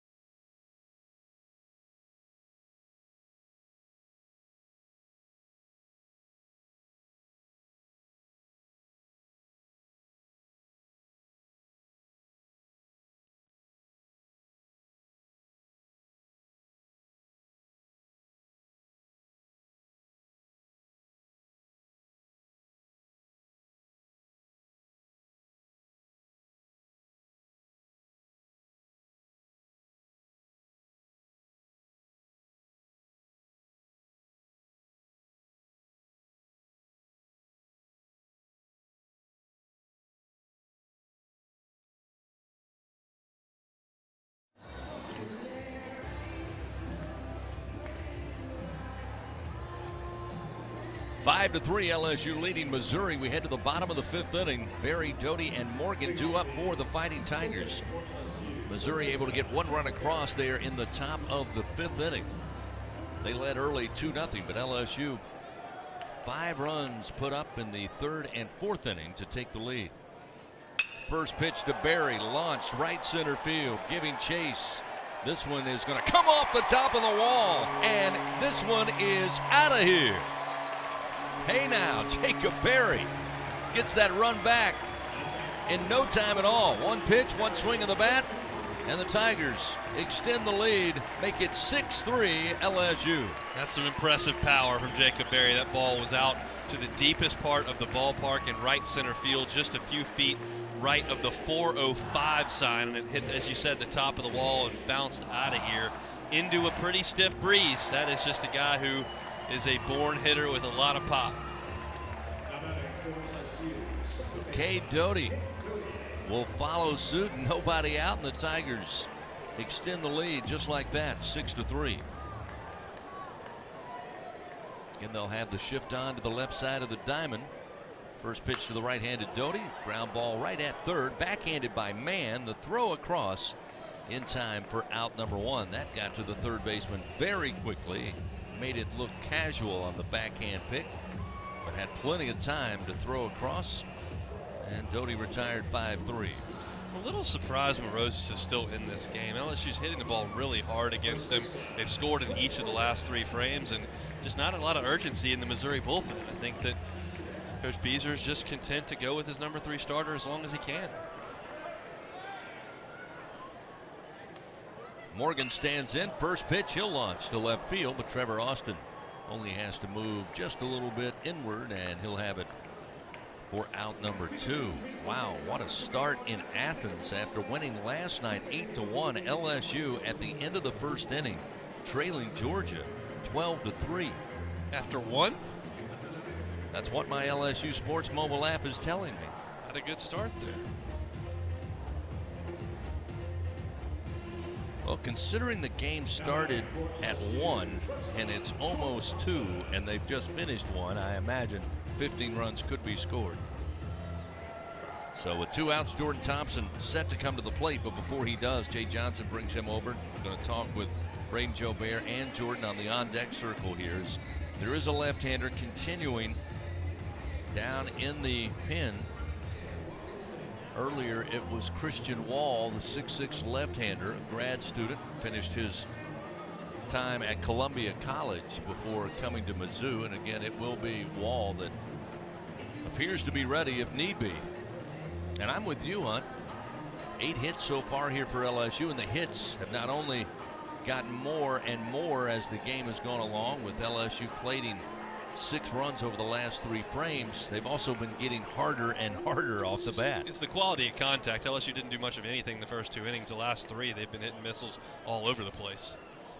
Pitch to Thompson, strike on the outside corner to set him up 0-1. I want to correct myself. I shorted the 97 Tigers 17 homers. Doug Thompson was quick to remind me via text. 188 dingers for that version of the purple and gold. How many did Doug have? I'm going to go with 0 there. There's the 0-1. Gave up a couple. Missed outside. It's I'm 1-1. you, Doug. Hey, that's teamwork right there. He's helping out. That's right. Thank you, Doug. 1 ball, 1 strike to Thompson. Very proud of that home run number, as he should be. Sure. Watched them all. Here's the 1-1. Swing and a bouncer foul down the third base line.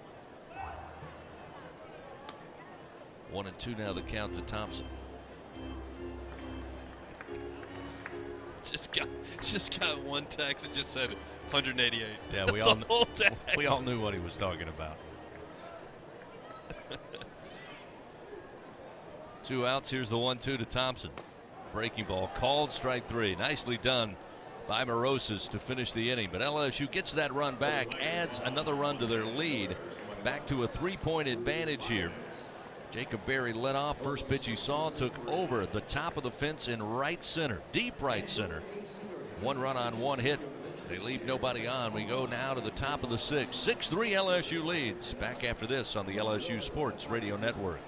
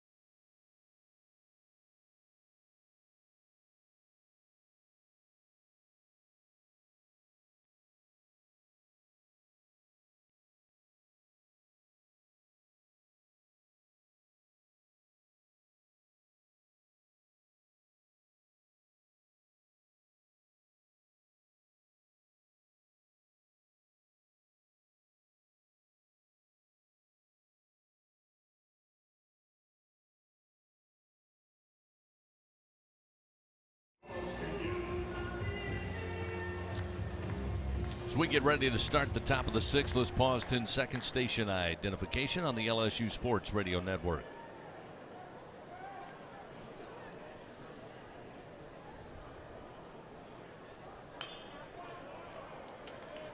Carlos Pena leads things off for Missouri. Native of Bayside, New York, fouls the first pitch off from Eric Raisman, and it's 0-1. Pena today 0 for 2, a fly out to center and a strikeout back in the fourth inning as Raisman continues. Still action in the bullpen for LSU. Raisman, third pitcher of the day for Coach Jay Johnson and company. They lead 6-3 here in the sixth, getting just a piece, but into the mid of McManus. Another fastball gets by Pena. It's 0-2. Did you happen to mention to Doug my sparkling replay effort from Tuesday night? I did. Was he impressed? He said it was all right. Here's the 0-2. Called strike three at the knees. Pena doesn't like it, but Raisman rings him up. One gone. Leadoff batter retired. Second strikeout for Raisman in relief. I got to admit, I think Doug was 2 for 2 last night in the reviews. I'm impressed. That's incredible. That's the reaction he should have had with my 3 for 3 effort. Nander DeSatis, the second baseman. Base hit in the second, flying out to Stevenson in left field, and goes to Stevenson again. Going back, Josh will have it. Casually gets it for out number 2. Quickly 2 gone here in the top of the sixth inning. Tip of the cap to Coach Wanaka there. Had Stevenson shifted over towards the line, and that ball was sliced, and he was positioned beautifully. Just had to take a couple of steps to his right. Ball was hit pretty well, but LSU was positioned for it, and second out of the inning. Mike Coletta, the catcher, comes to the plate with 2 outs. He's 0 for 2, a strikeout and a fly out to Dylan Cruz in center field. His last at bat in the fourth. Tigers again 6 runs, 8 hits, 1 error. Came in the bottom of the, or rather top of the first inning to get the game started. Since then they played solid defense as this one fouled back off the bat of Coletta, and it's 0-1. Missouri took the early lead. They had 2 runs on a 2-run bomb from Trevor Austin. They've played at 3 so far today on 7 hits.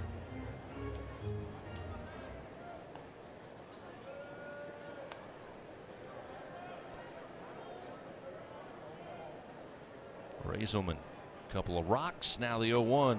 Tried a breaking pitch, but didn't break. Went right by the nose of Coletta, and it's 1-1. Yeah, there's a reason Raisman sticks to the gas most of the time. That was a attempt at a breaking ball that never dropped any and stayed above the head of the hitter. Here's the 1-1. There's a line drive, and it's roped into right center field. Cruz going to cut it off after 3 bounces as Coletta will round first, stay there, but a 2-out single. Again, a good piece of hitting by the Missouri catcher. That one a little up, got the fat of the bat on it, drives it to right center. After that really poor breaking ball attempt, you knew that it was going to be a fastball coming on the next pitch, and he was ready for it. Lined that thing into right center field for a single. Wilmsmeyer, the center fielder for Missouri, had a base hit in the 5th inning. With 2 outs and a runner on, Raisman back at it on the bump, and the first delivery. Heater misses high, 1-0. Devin Fontenot still down there in the Tiger pen, just kind of casually making a pitch every now and then. Looks like he's pretty well ready to go. On the other side of the field, it looks like we will see Christian Wall come in once the Tigers come back to the plate. Fastball at 95 gets right by Wilmsmeyer, who doesn't offer. It's 1-1.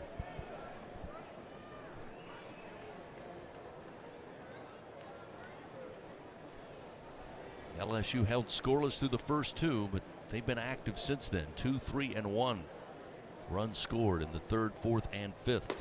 The 1-1 way up top, 2-1.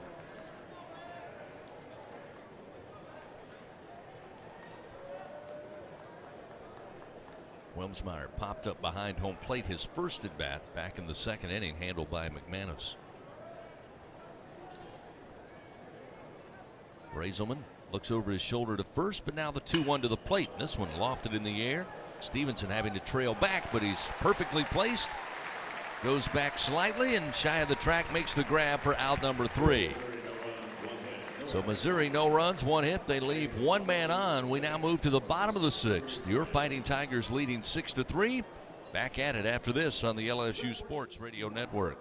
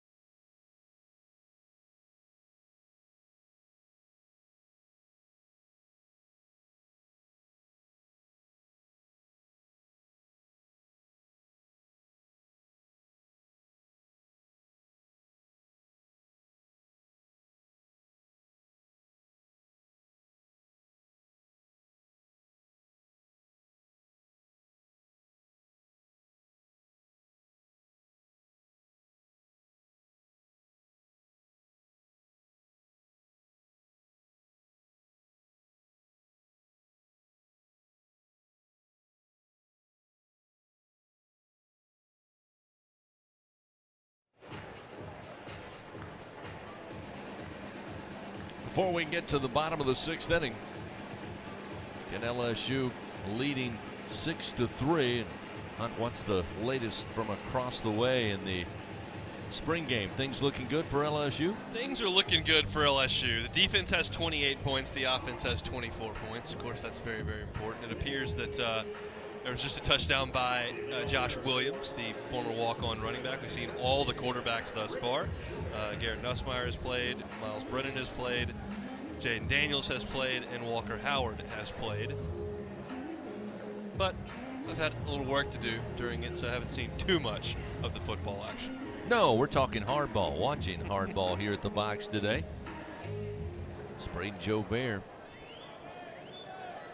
Home run, solo shot in the 3rd, aboard on a walk, and scored again in the 4th inning. First pitch high to left field at the wall, and with room is Trevor Austin as he backs his way into the Cintas side out there. But Joe Bear going opposite field, gave it a ride, but results in out number 1. Good swing there from Joe Bear. Got it up in the jet stream a little bit, but just ran out of steam at the wall. Give you the numbers thus far on the season for Christian Wall, the new pitcher for Missouri, grad transfer.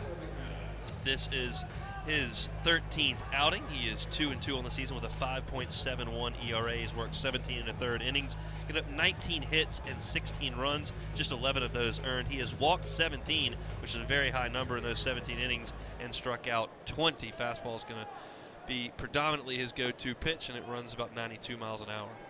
This one misses high and outside on the offering to Tyler McManus, who has certainly done his job near the bottom of the order. 2 for 2 today. Base hit and a double, 2 runs batted in. He scored 2 occasions. This one outside and high. 2-0 now to McManus. You mentioned that Wall starred at Columbia College at a lower level. Was 11-1 in 2021. Had a 16 strikeout no-hitter. Wow.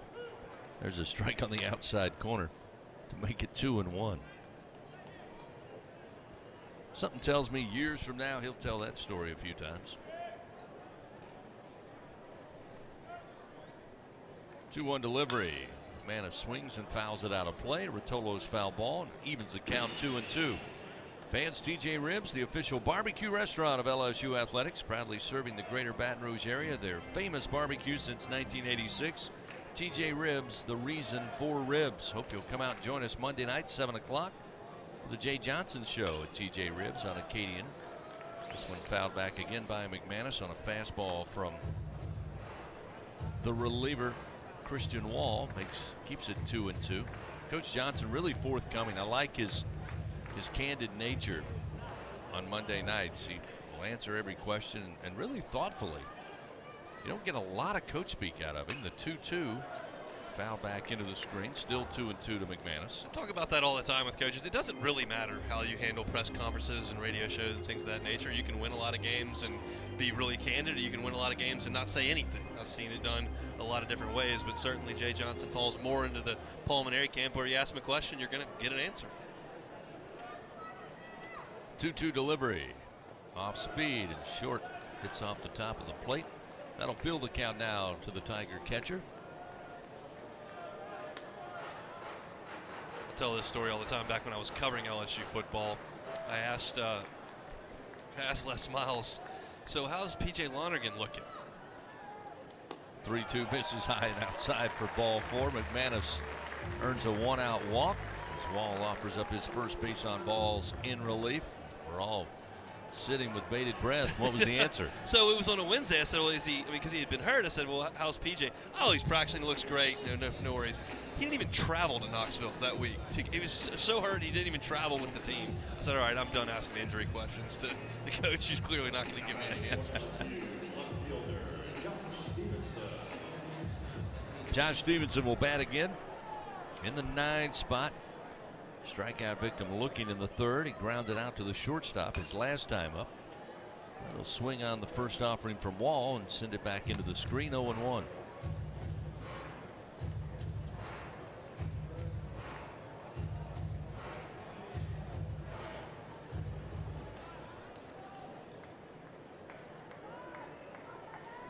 McManus short lead off first. The left-hander Wall looks over. Now the 0-1 to the plate. Off speed and a strike. Actually a fastball at 90. Had a lot of wiggle on it. Catches the outside corner and it's 0-2. Scouting report on Wall is that he's 83% fastballs on the year. He really relies on that pitch a lot. He'll spin a breaking ball at times, but he's going to come at you with the hard stuff most of the time. The 0-2 to Stevenson off the end of the bat. Into the seats down the way and left. Still 0-2. There's an example of an 0-2 pitch there, and he comes right at you with a fastball that actually got some of the plate. Would be a spot you'd think about wasting a pitch, throwing a breaking ball in the dirt, seeing if you could get a chase, but he's more comfortable just rearing back and throwing that thing in there. Tigers come into game 3 with a little more than 13 hours after walking off game 2 last night 4-3. The 0-2, he got Stevenson to chase this one. That breaking pitch about a half foot off the plate, but Stevenson, who again I think was expecting the fastball, just couldn't hold back. 2 down as Wall records the strikeout after giving up the walk. And we'll see Josh Pearson at the plate again. That's a young hitter in Stevenson there. He's really trusting the scouting report there, and that is that he's going to throw a lot of fastballs. And so he was looking for it, and that pitch tunneled as a fastball on the outer half, but once it was a breaking ball, as you mentioned, it missed the plate by 2 feet, and Stevenson did too. First pitch to Pearson. Misses low. 1 ball, no strikes. Tigers go on the road this coming week. The midweek they'll travel to the Big Easy. They'll take on UNO before being right back here for another SEC home series. Big part of the season, important part of the season. After there's a strike on the inside corner to Pearson to make it 1-1.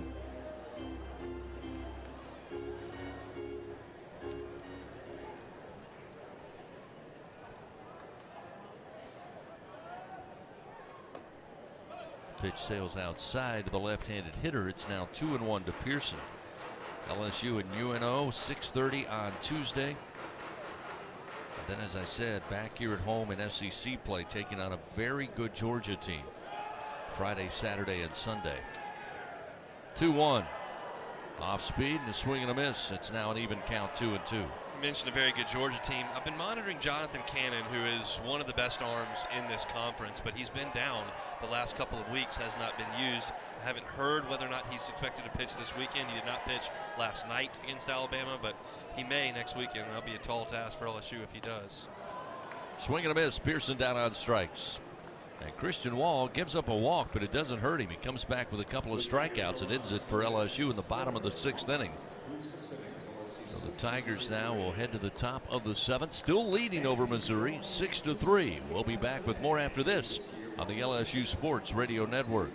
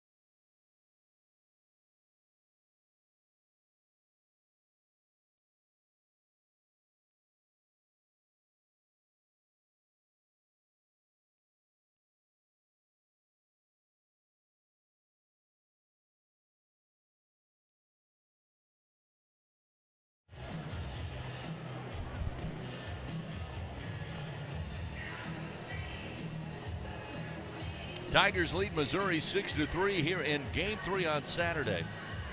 Trying to wrap up this weekend series. Pick up their second sweep if possible in conference play. And already clinching the series with a 5-3 win on Thursday. 4-3 walk-off victory in 10 innings last night. Eric Raisman back out there on the bump. Top of the order, Josh Day will lead it off for Missouri. He's hit the ball well all 3 times so far today. Takes a swing at that one, comes up empty. It's 0-1. Got a board on an error on a ball down the line at third. Then a base hit in the second, and another crack of the bat, base hit to left field. But trying to get to second base, he was thrown out by the cutoff man, Jordan Thompson. Raisman, the 0-1, another swing and a miss. Raisman coming right after him, and it's 0-2.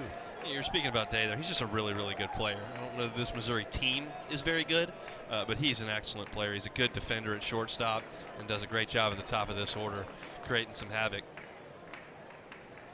Yeah, really good range at shortstop. Can cover left and right.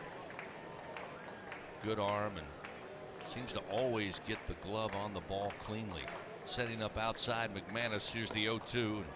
Raisman tries it that way, but a little high and easy for Day to stay away. 1 ball, 2 strikes.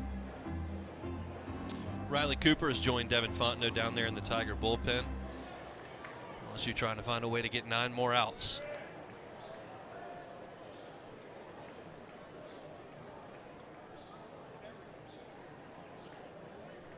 The 1-2 pitch again, way outside. 2-2. Riley Cooper now loosening up and talking to Coach Jay Johnson inside the dugout, brought to you by National Trench Safety. Said that basically Grant Taylor and Jacob Hasty were the burned relievers after their outing yesterday, but he expected both Raisman and Cooper to be available. Here's the swing and a miss. Finally got Day to chase it off the plate. Fastball at 95, and there's 1 gone as Raisman records his 4th strikeout. Once again brought to you by Super One Foods. Great quality at super low prices.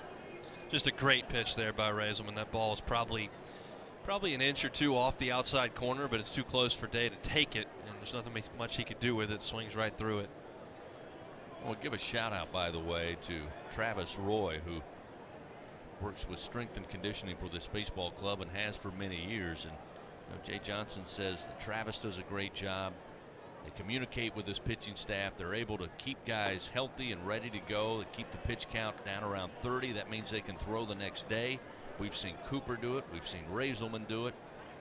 And again, we talk about what these young men do, but I do want to give a compliment to Travis Roy. He's a big part of that equation. 1-0 the count to Trevor Austin, who had the 2-run home run back in the first inning, and Raisman again comes right at him. Up in the zone, the fastball, swing and a miss. It's 1-1. That just shows how good that fastball is, because it's 1-0. They know it's coming, and it's one of the better hitters in this Missouri lineup, and he wasn't even close to that thing. He was significantly late on it. Raisman comes set. Here's the 1-1. Swing and a miss. 96 again. That one a little off the plate. Good pitch, though, and Austin couldn't stay away, but could not catch up to it. Well, Trevor swung and missed at 2 of them, and I can tell you that another one's coming, so you better figure it out pretty quick.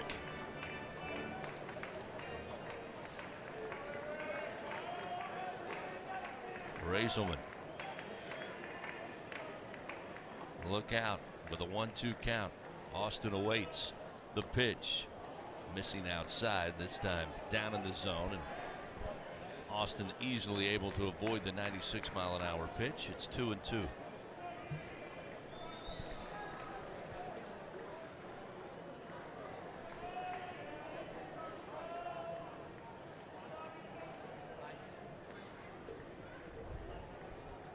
Two-two delivery. High fastball, bouncing ground ball to short. Thompson on the short hop, gets set, throws to first in time for out number 2. Nicely done by the Tigers shortstop. Yeah, Thompson played that one very aggressively. It was a roller just to his left, and instead of sitting back and waiting on it, he went after it, picked it up, as you said, on the short hop, which concerned me a little bit when I saw it, but he fielded it cleanly and made the strong throw across. Of course, I think he thought there were 2 outs because he continued running to go off the field, and Trey Morgan looked at him and said, hey, go back to short. Again, it was great footwork that time because after taking it off the dirt on the short hop, he got set and made the throw as opposed to maybe sprinting in one motion towards the first base back. Again, great execution at shortstop, records the second out. We'll see Luke Mann. So a righty on lefty matchup. Raisman brings it inside. The fastball gets by him on a swing and a miss. It's 0-1. Dare I say Eric Raisman fearless? I think that's pretty fair to say. Mann, by the way, 0 for 3 on the day.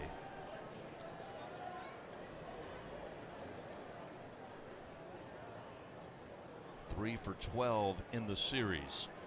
The 0-1 just got a piece, sends it back into the screen as Raisman now consistently at 96 miles an hour. Coming up will be his 33rd pitch here in relief. It's 0-2. It's funny to watch Eric Raisman on the mound because I interviewed him in the summer when he committed to LSU, and then I actually bumped into him before the season started at a restaurant in town, and we talked, and he's just the nicest, most well-mannered young guy. And then he gets on the mound and he's yelling at people and marching around. He's just a totally different person out there. Certainly has a game face. Reminds me a lot personality-wise to Alex Lang. Alex the same way. 2 outs, the 0-2, swing and a miss. Elevates the fastball and takes it to 97. And Raisman, with his 4th strikeout in relief, will end it for Missouri here in the top half of the 7th inning. Time to stretch it out here at Alex Box Stadium. Your Fighting Tigers leading 6-3. They come up with Cruz, Berry, and Doty, 2, 3, and 4 when we come back on the LSU Sports Radio Network.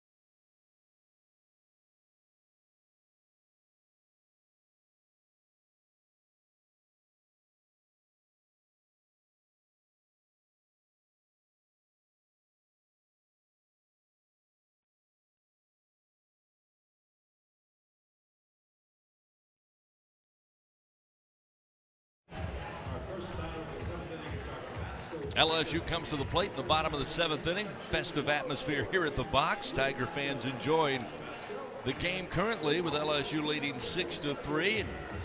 2, 3, and 4 hitters due up. Starting with Dylan Cruz, who on the day 2 for 3 at the plate. A couple of singles. Last time flew out to center field. Put Wilmsmeyer on the run. And he'll face Christian Wall, the reliever, for the first time today. And the pitch misses way outside and high, 1-0. I guess it all evens out. Cruz got on board in the first on a swing and bunt that he didn't hit worth a flip, and then hit a missile to center field that got run down at the warning track. 1-0 misses low, 2-0.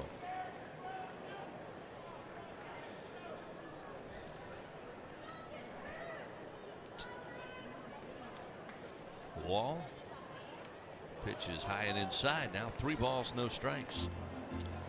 3-run lead's a good spot in the bottom of the 7th, but if this part of the order could add a couple to that, I don't think anybody in the gold dugout over there would complain about it.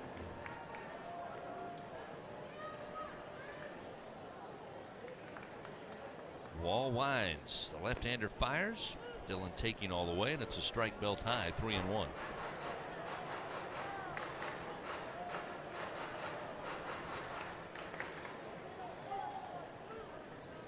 3-1 delivery.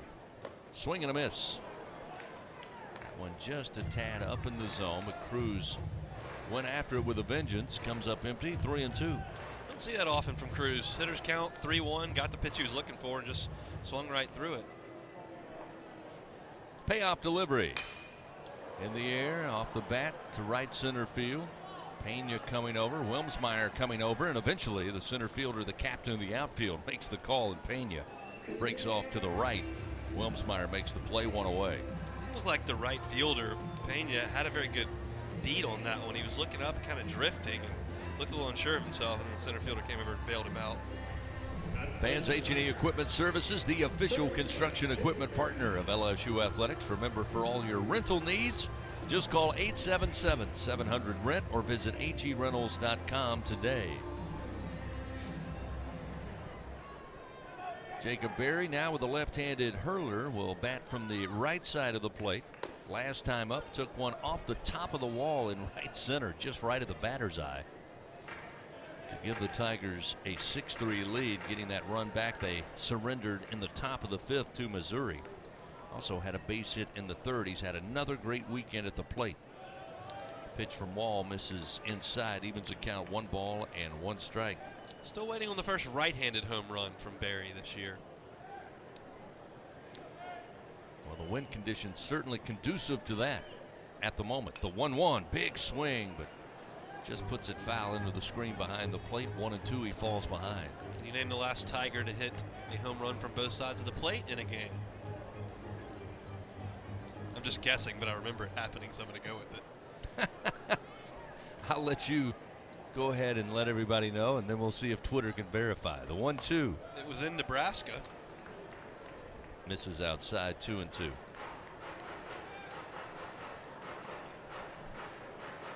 Michael Papierski did it from both sides of the plate in the College World Series.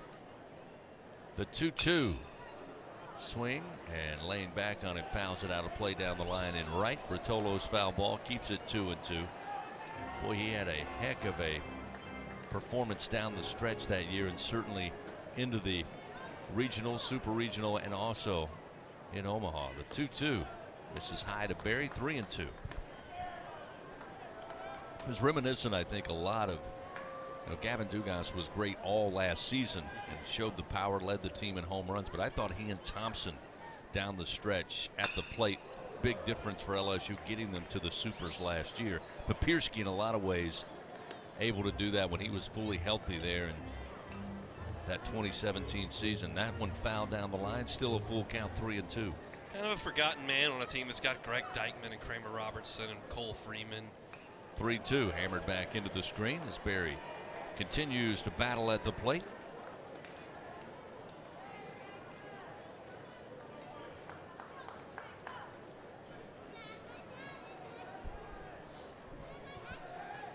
One away here in the bottom of the 7th. Another payoff pitch and another foul ball. Christian Wall keeps pumping the strike zone. Jacob Berry keeps fighting it off.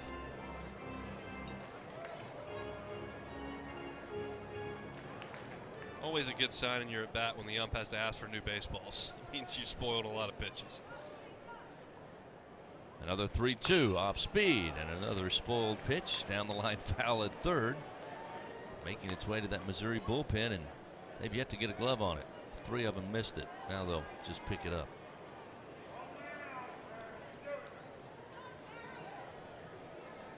Another payoff pitch. This one high in the air.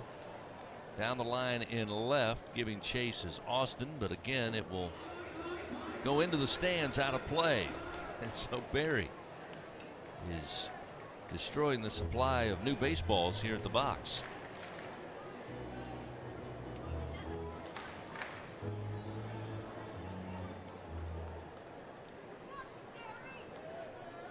One out.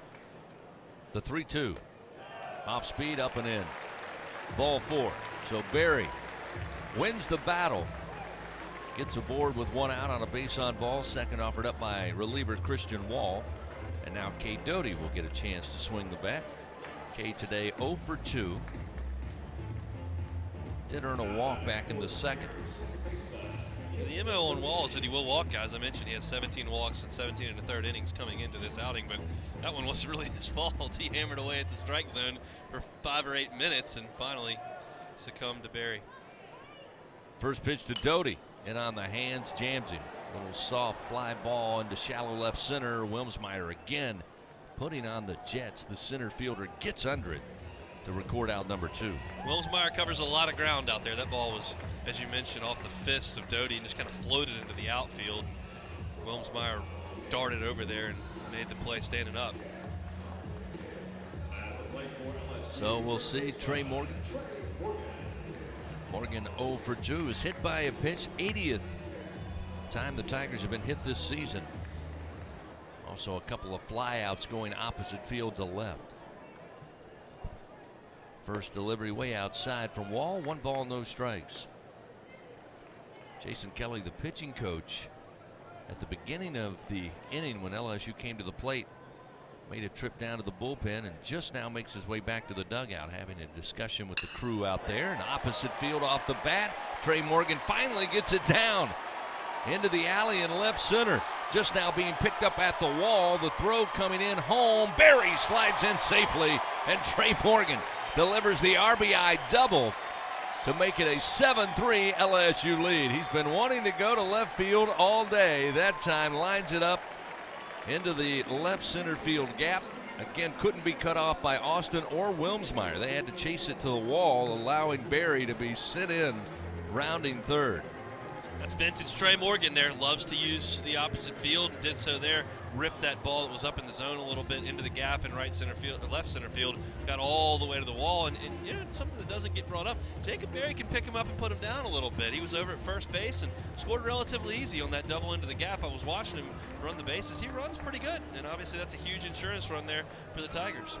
LSU leading by 4 runs now, their largest lead of the game. And Coach Steve Beazer now will make a call to the bullpen. They'll bring in a reliever, make a pitching change here in the bottom of the 7th.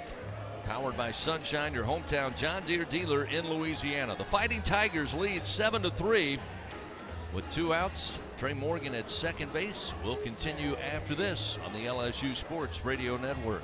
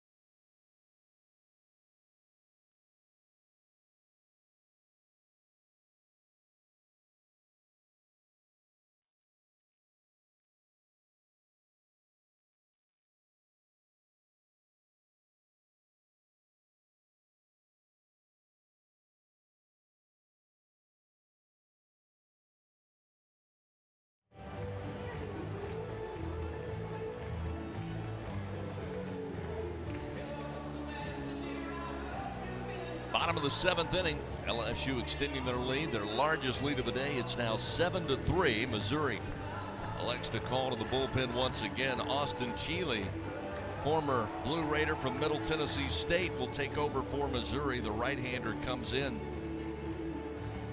Trey Morgan stands down at second base. 2 outs here in the inning. And he'll face off the first batter, Jordan Thompson, for LSU. Not only is this the second Austin that we've seen on the mound. It's the second 6'8" Austin mound that we've seen on the mound for Missouri. Chile, the 5.31 ERA in 16 appearances. He's worked 20 in the third innings, given up 23 hits and 14 runs, 12 of those earned. He has walked 9 and struck out 18. Again, 6'8", 250 up there on the bump for the Missouri Tigers. Real quick, going back to that RBI double to the left center field gap by Trey Morgan. Jay Johnson talks about the hitters he has who will have the chance to make some money playing baseball. When he talks about Trey Morgan, he just talks about how great it is to have a guy who you can tell, we need you to do this in this instance with the bat, and he's able to do it time and time again as Chile delivers the first pitch to Thompson, a called strike on the corner, and it's 0-1, and he really lights up when he's talking about Trey Morgan. Bat control is what comes to mind when I watch Trey hit. I mean, Duplantis was great going the other way, and there have been plenty of guys that could hit around here, but as far as hitting the ball to the opposite field, I don't know that anybody's been better than Trey Morgan that I can remember. The 0-1 to Thompson. Going to miss low and away. 1 ball and 1 strike. Jordan today hit into a double play in the second. A board on a fielder's choice. Came around to score in the 4th inning and was caught looking. Last at bat in the 5th frame. He's got Morgan with a lead off second base. There's 2 outs and a 1-1 count. Pitch from Chile. Low, missing. Ball 2, 2-1.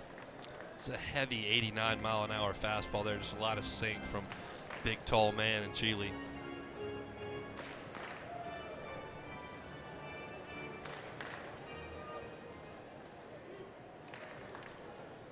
Thompson, the right-handed hitter, wearing the shin guard on the front left foot in the batter's box. The 2-1. Breaking ball in for a strike at the knees. It's 2-2. Big sweeping breaking ball there. Started out at the front hip of Thompson and swept in for a strike.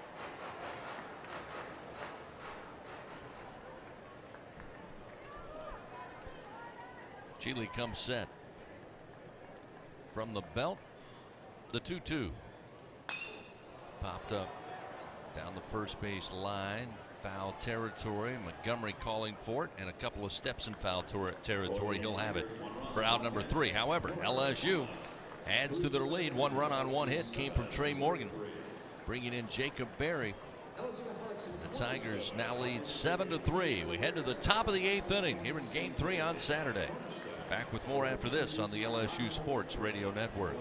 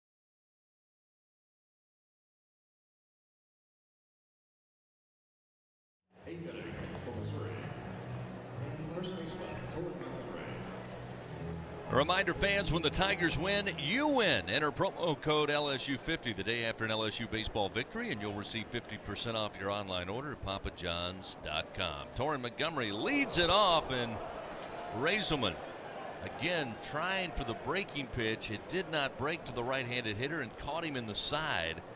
And that will put Montgomery aboard as Raisman looks at McManus and says, that's on me. My bad. I think that'll be the last breaking ball we see from Eric today. He's 0 for 2 in that department. One just floated up very, very high. The other one didn't break and hit somebody. And so I think we're going back to 95, 96 for the rest of the outing, however long that may be. Fox Liam, native of Excelsior, Minnesota. Left-handed hitter. Raisman tries to shake off that hit batter. Montgomery at first. Pitch to the plate. Fastball is high. It's 1-0.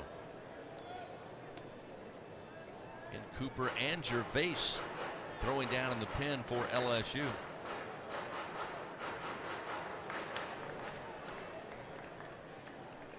They comboed together in last night's game, extra innings, to help seal the win for LSU. 1-0. Cooper picked up the win to move to 3-2. This one misses outside from Raisman. 2-0. A little surprised to see those two. No Vittmeyer. Fontenot sat down. Those guys have gotten a healthy workload. Here comes Jay Johnson. So after a 2-0 count to Liam, Coach Johnson looks like this won't be. It'll be a discussion, but I think his mind is made up. We'll see. Very deliberate walk to the mound.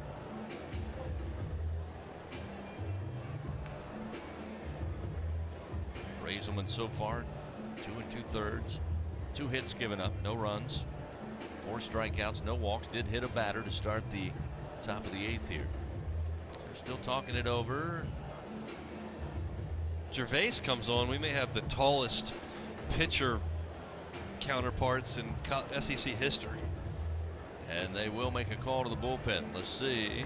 Looks like Gervais is going to be the number called. It will be. Raisman will get a hand as he heads to the dugout. Tigers make a pitching change here in the top of the 8th, powered once again by Sunshine, your hometown John Deere dealer in Louisiana. And for the 3rd time this weekend, late in the contest, we will see Paul Gervais take over. LSU leading 7-3. Back after this on the LSU Sports Radio Network.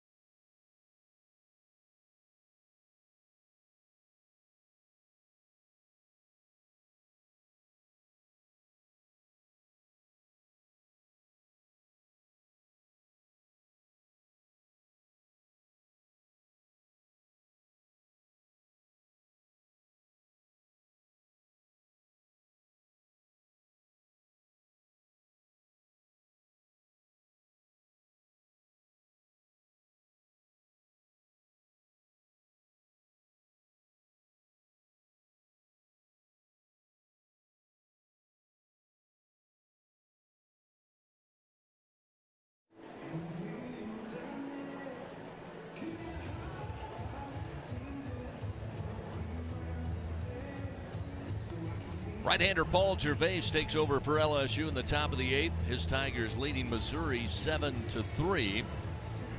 Get a 2-0 count at the plate to Fox Liam, the designated hitter. Montgomery at first, hit by a pitch, as we'll resume play. But Gervais, as we mentioned, pitching for the 3rd time this weekend. Yeah, on Thursday he got the save, threw an inning in the 3rd, had 2 strikeouts, was clean, threw 4 batters faced, threw 12 pitches, and came back last night and threw an inning of work, gave up a hit, struck out a pair, threw 21 pitches. So 2nd time this season Gervais has been called on in all 3 games on a weekend. So he'll start off with a 2-0 count to Liam.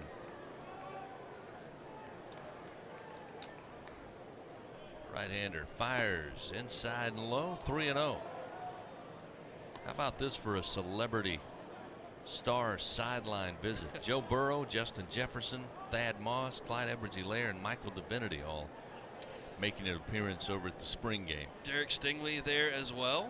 It's who's who from the 2019 Tigers. 3-0 from Gervais. Inside corner. Makes it 3-1. Gets the strike across. Tigers just got to throw strikes. Can't give this Missouri offense base runners this late in the game when you're carrying a 4-run lead. Nobody out, runner on. Liam awaits, and the 3-1 pitch. Low and inside, ball 4. So Gervais started the outing. Down in the count, 2 balls to no strikes. Gives up the walk to Liam. That puts runners aboard first and second by way of hit by pitch and a base on balls. Update from Athens. LSU softball winning last night 8-1 in game 1. Got down early in a marathon first inning, 12-3. But Hunt chipping away. It's now 13-8. Goodness. Pitch hitting for Missouri, number 7. Georgia They still changed the leads. slow pitch softball for this one, or are they still allowed to whip it in there? 13-8. My goodness. Tigers trying to climb the mountain there in Athens. My favorite town in the SEC, Athens, Georgia. Ross Lovich going to pinch hit for Pena, the right fielder. He'll look to bunt it and pops it straight up in the air. McManus trying to give chase, but it comes down too quick before he can get there. Missouri is is willing to give up an out with 6 of them left, down 4. I'd like to have a chat with Coach Beazer. That's unwise in my estimation. Lovich had the start in right field in game 1 for Missouri. Went 0 for 4 at the plate.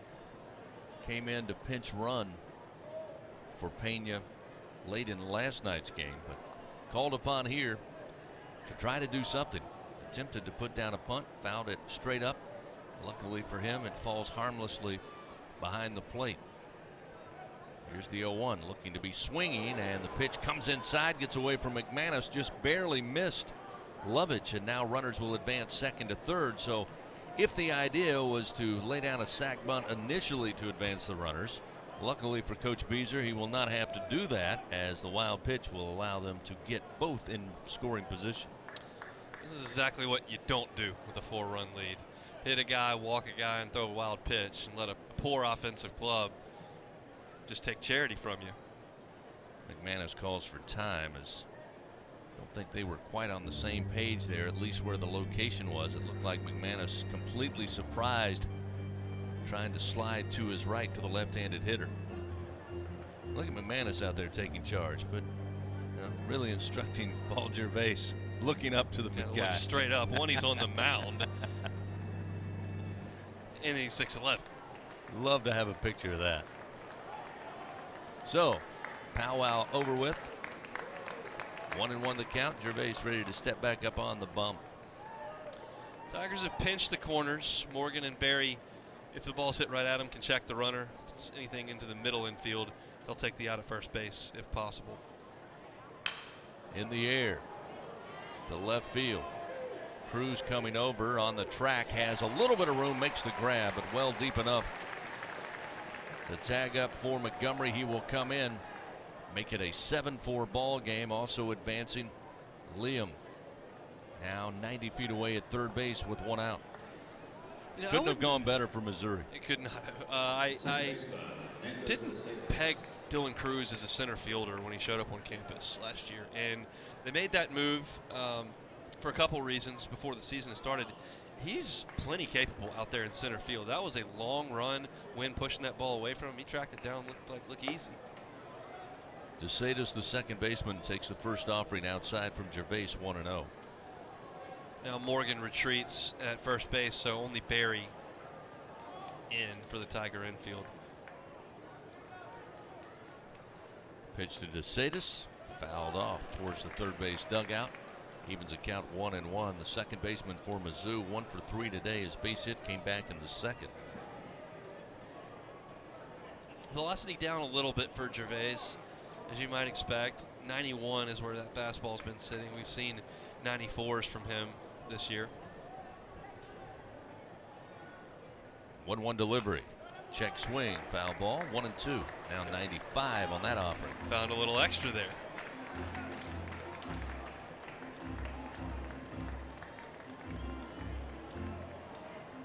Liam down at third.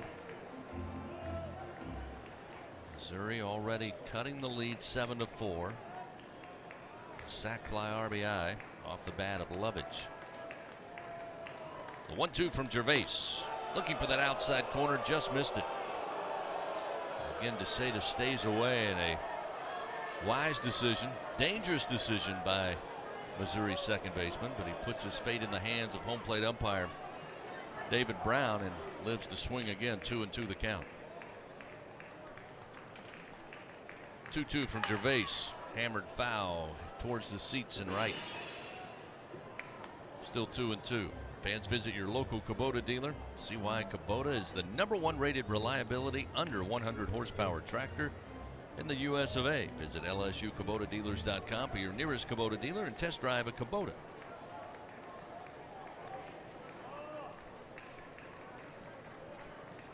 Two and two the count. Gervais misses high and outside, ball 3.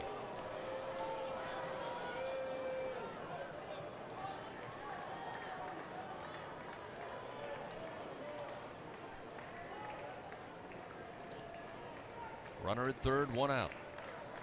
3-run lead. Fouled off the bat of DeSatis. 3 balls, 2 strikes. Game of musical chairs continues down there in the Tiger bullpen. Riley Cooper took a seat. Fontenot's back up. Obviously a method to the madness.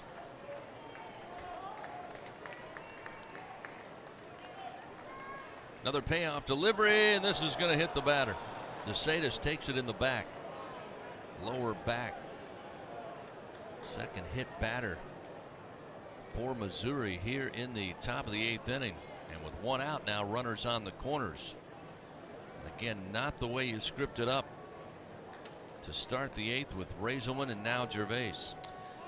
Gervais has kind of just hooked 3 or 4 of his deliveries here since coming into the ball game and just missed really badly on the glove side, and that was another one. Of course, didn't matter that it hit him. It was going to be ball 4 either way. Just took a pound of flesh with it. But just very, very poor execution by LSU's pitchers in this inning to just gift Missouri base runners in a run. Yeah, they plated 1 run without a hit. Free passes, hit by pitch, and the walks and a sac fly RBI. Now Jay Johnson out there to visit with Paul Gervais. Again, it looks like maybe Trent Vittmeyer getting up on the bump. He just now begins to soft toss. It appears Fontenot is ready to go if the decision is made. Coach Johnson and Gervais still talking it over.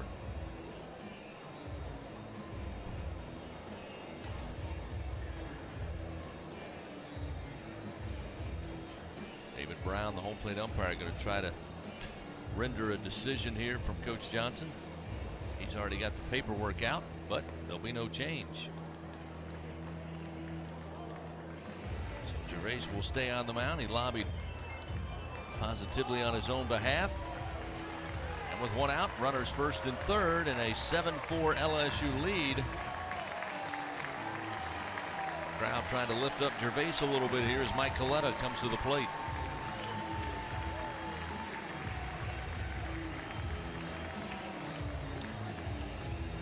Coletta got the start on Thursday. Was 1 for 3 with an RBI. Last night entered the ball game after Trey Morris got the start. He is the tying run. That wind whipping out to left field. It's a little bit of an uncomfortable feeling.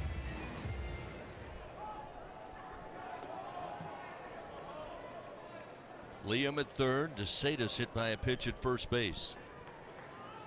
First pitch to Coletta. To the right-hander, a strike, and it's 0-1. Gets a hand from the LSU faithful here at the box.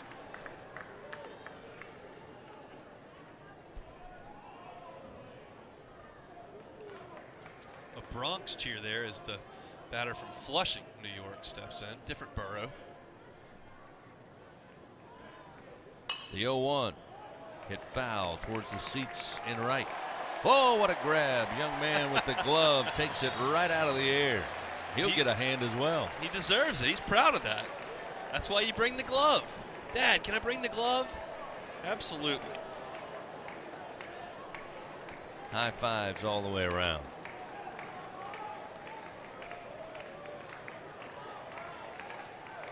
Here's the 0-2 pitch. Ground ball towards Thompson. Could be two, but he bobbles it. Can he get it to Doty? No, he tried to roll it there. Everybody safe. Coming in to score is Liam. It's now a 7-5 ball game. Just don't hit him any easier with a fungo in pregame. It's just a tailor-made 2-ball right to Thompson, and he just kicked it. And then rushed to try to pick it up. Still had time to get the out at second base once he kicked it. The double play was gone, but he could have gotten an out there and just was unable to pick it up and toss it to Doty. So LSU just putting on a clinic here on how to give away a lead. Hit a guy, walk another guy, then throw a wild pitch, give up a sac fly, then a tailor-made double play ball, and you can't make the play. Offered up on a silver platter here in the top of the 8th. Gervais, the pitch to Wilmsmeyer at the bottom of the order, is fouled off. 0-1.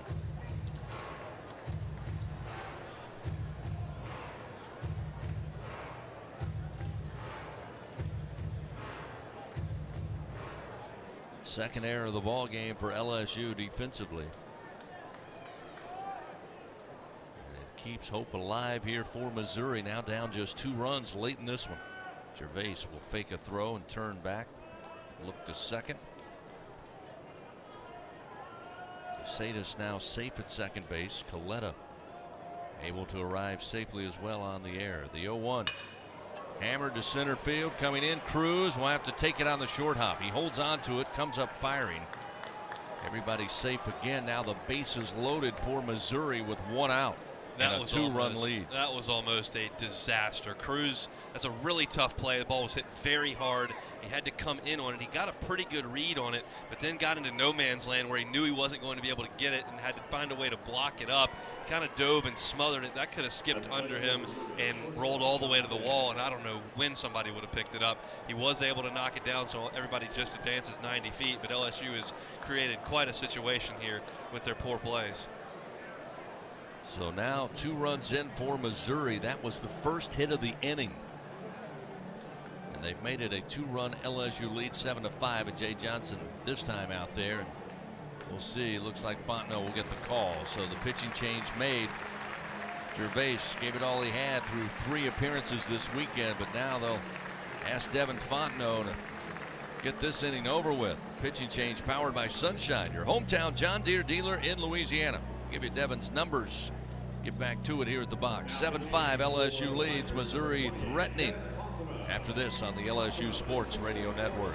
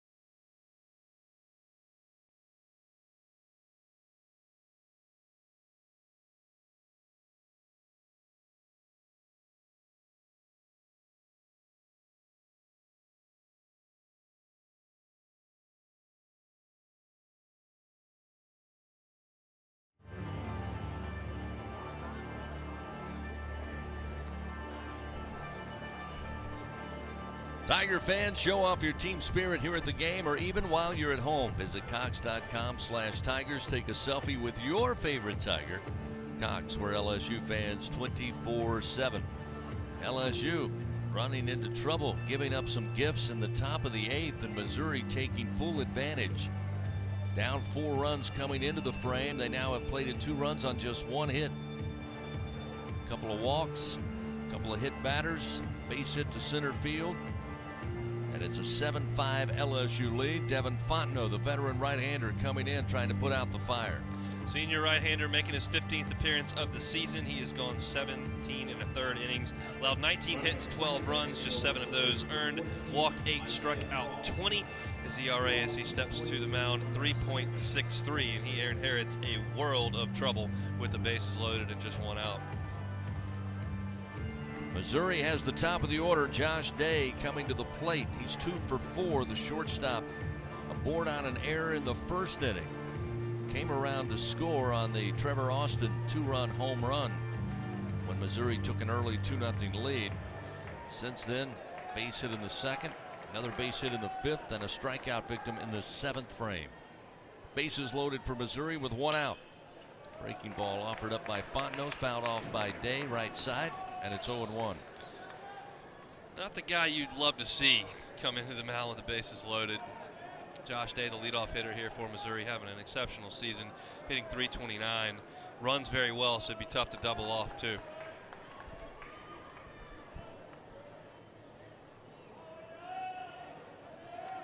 Bases full, 1 out. The 0-1 from Fontenot. Again hit foul right side out of play. Fontenot delivers the fastball, and it's 0-2.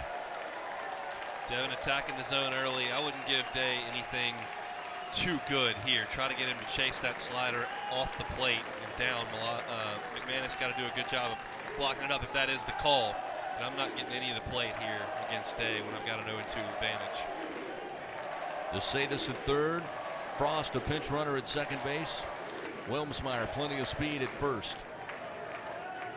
Fontenot's 0-2 delivery in on the hands and fouled off. Again a fastball in, and it's 0-2. The count remains. Go that fastball inside in on the hands. It was a good pitch off the plate. Day got a piece of it. That should open up the outside corner if he can use that slider away.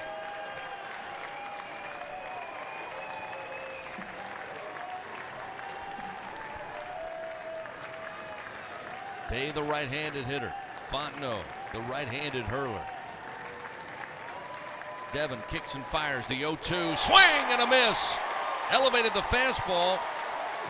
Day down on strikes and a huge second out here in the top of the 8th.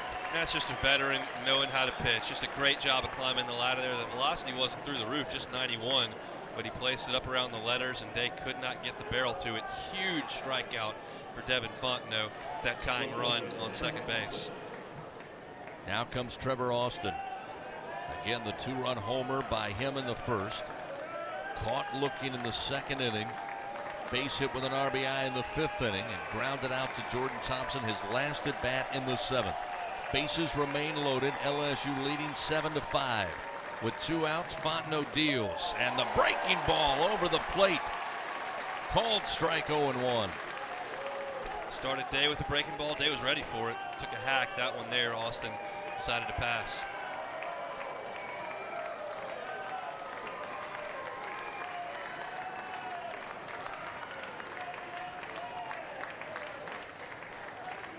Fontenot comes set. Now the 0-1. High and inside. Again, the fastball at 91 backs Austin up. It's 1-1. Crowd had kind of been lulled to sleep on a Saturday, an early start, and LSU had kind of taken control, but got a little juice in the box now. Fontenot trying to tap into that energy here. Get the Tigers in the dugout. Keep a 2-run lead late in this one. Here's the 1-1. Outside corner called strike. Gets ahead, 1 ball and 2 strikes now to Trevor Austin. One of the first conversations Jay Johnson had once he accepted the job here was with Devin Fontenot, saying, hey, need you to come back and be a big piece to our staff. This is the kind of situation he was talking about when he got Devin to come back. Purple and gold faithful on their feet. Bases loaded. 2 outs and a 1-2 count to Trevor Austin as Fontenot once again comes set. The pitch to the plate. Outside and high. Austin wisely stays away. 2-2 the count. Huge pitch here because you get to 3-2, the runners get a head start, and that tie and run gets moving from second base. Action pitch here. Fontenot's got to be aggressive, attack the zone, and give his best pitch here for Austin.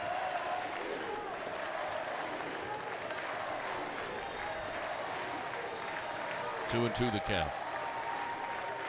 Bases loaded with 2 outs. Fontenot deals way outside. That will fill the count. 3-2.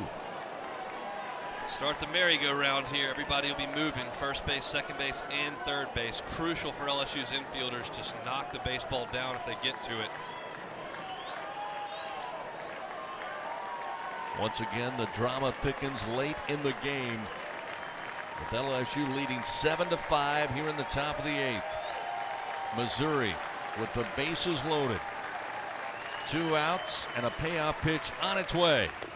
Misses outside, ball 4. That will walk in a run.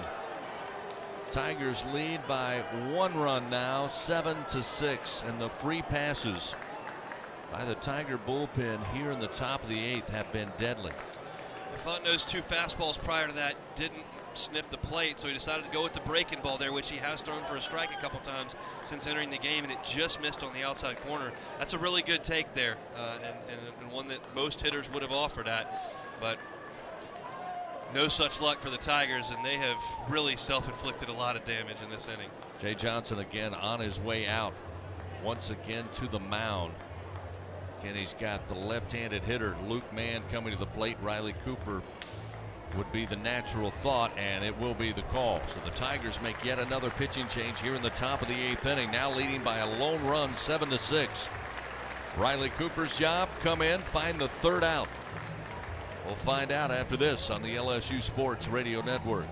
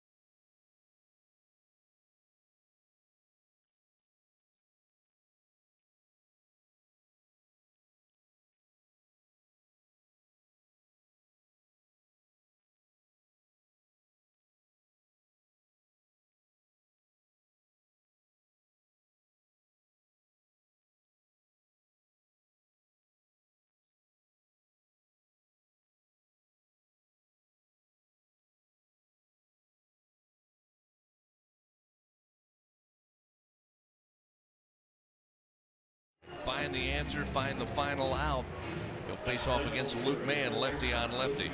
It's Riley's 3rd appearance of the weekend. Of course, back on Thursday, just needed 3 pitches to get the 1 batter that he faced. And about 17 hours ago, he came in and threw an inning, a 3rd last night, gave up 2 hits and no runs, and struck out a batter, threw 24 pitches, and he'll be tasked with getting Luke Mann, the lefty, out. And by the way, in case you're just tuning in, the bases are loaded with 2 outs. Here's a breaking ball from Cooper. Smoothly done across the plate, and it's 0-1. Frost, the pinch runner who came in for Coletta, is down at third. Wilmsmeyer, the center fielder, at second. Plenty of speed there. And Trevor Austin on the walk is at first base. Here's the 0-1 to Mann. A little foul off the plate and off the leg of Mann, and it's 0-2. Cooper's come in and pounded the strike zone. He's got an 0-2 count. Crucial for McManus to block everything up with the tying run just 90 feet from home plate. Trent Vittmeyer continues to throw down in the bullpen again. The Tigers trying to get to the bottom of the 8th inning here. Cooper in a good spot. 2 outs, bases loaded, and an 0-2 count to Luke Mann. The left-hander comes set. The pitch. Just missed outside with a fastball, and it's 1-2. It's a great pitch there. 90 miles an hour just off the outside corner. Not much Mann's going to be able to do with that if he does swing at it. And chance you could ring him up. Cooper again ahead in the count, 1-2.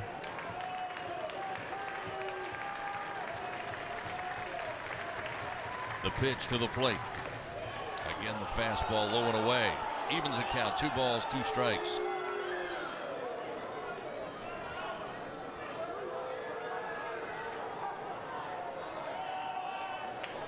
Tigers just searching for that one put away pitch. Haven't quite found it yet. Fontenot couldn't, and now Cooper's looking.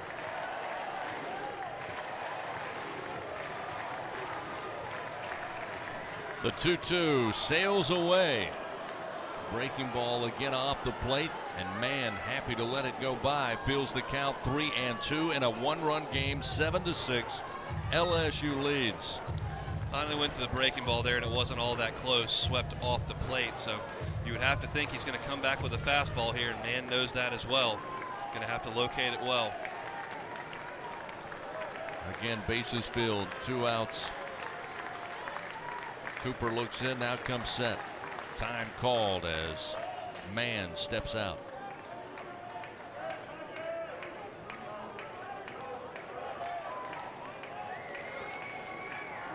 Remarkable. Missouri, 3 runs here in the top of the 8th. They put a bat on the ball for 1 base hit. Here's the payoff. Right back to the mound. Cooper's got it. He will sprint to first, toss it to Morgan, and Riley Cooper comes in, does his job, gets the put out. 1-3, and Missouri finally stopped here in the top of the 8th inning. They make it a 1-run game. 3 runs on 1 hit, 1 error committed, and 3 men left on. Riley Cooper gets a nice welcome from his teammates on his way to the dugout. LSU coming to the plate. They need some insurance. 7, 8, and 9 due up. Joe Baird will start it off when we continue on the LSU Sports Radio Network.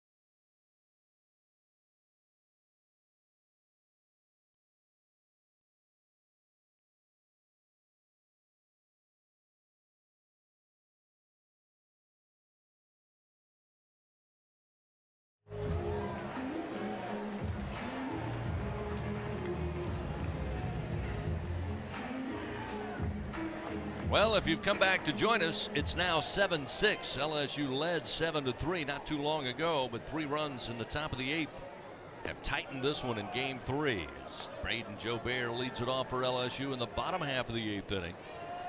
Joubert today, solo home run in the 3rd inning. A board on a walk, came around to score in the 4th. He flied out on a fly ball to left field his last at bat. The 1-0 in for a strike at the letters. 1 ball, 1 strike. Again on the mound, Austin Chile continues to work for Mizzou.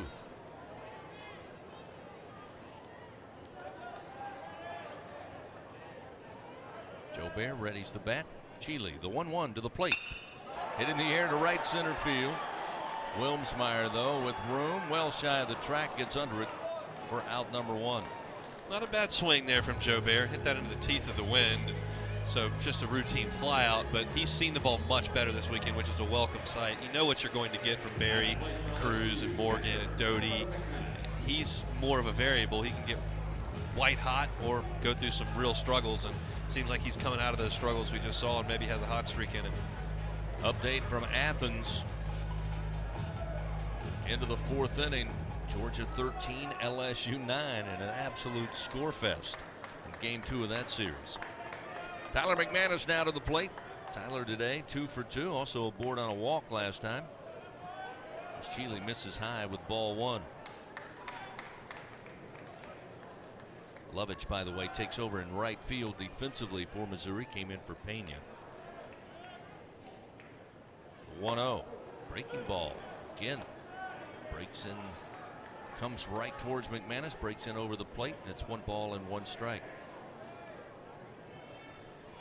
Morris also now checking in defensively behind the plate, catching for Missouri. The 1-1. The breaking ball, not enough break. Barely missed McManus. 2-1. McManus kind of taken over this duty from Hayden Travinski, who was very good for LSU for a number of weeks. Kind of struggled a little bit offensively, so they gave McManus a shot. He's been pretty good this weekend. The 2-1 slaps it with the bat high in the air to center field. Wilmsmeyer tracing back and can't get to it. Over his shoulder, up against the wall. Now he's chasing it down in center field. Missed on the pickup. McManus stands in with a triple with 1 out here in the bottom of the 8th inning. McManus, his 2nd triple of the series. Wilmsmeyer tracked that thing all the way back to the wall. The wind is blowing straight out right now, and that ball continued to carry and carry and carry. It was way up in the air, and he kind of got all the way to the wall, and it turned him around, just kind of overran it, and it banged off the wall and then came back a good 25, 30 feet. He had a hard time picking it up, so McManus isn't going to win a lot of foot races, but he was able to coast into third base because the ball carried him so hard off the wall. McManus hustling around the bases. The crowd started to swell because they wanted Coach Fitzgerald to wave him in for an inside the Parker. I don't think so. Not in a 1-run ball game in SEC play. So with a 1-out triple, Stevenson stands in. The first pitch low and inside for ball 1. You mentioned this earlier in the broadcast. Another clutch spot here for Josh Stevenson. Seems to find himself in these places more often than most. Opportunity for him to have a big hit. Of course, led off the 10th with a huge double last night. Could drive in a big insurance run here with the infield in. McManus at third with 1 out. The 1-0. Fastball low and inside. That'll make it 2-0.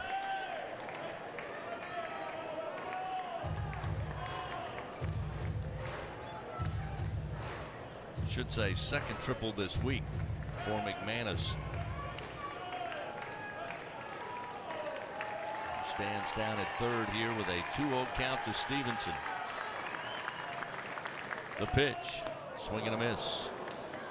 Chile dialed it back, 2-1. 2-0 there. Stevenson looking fastball, gets the bender and wasn't able to slow the bat down. Still in control of the account though.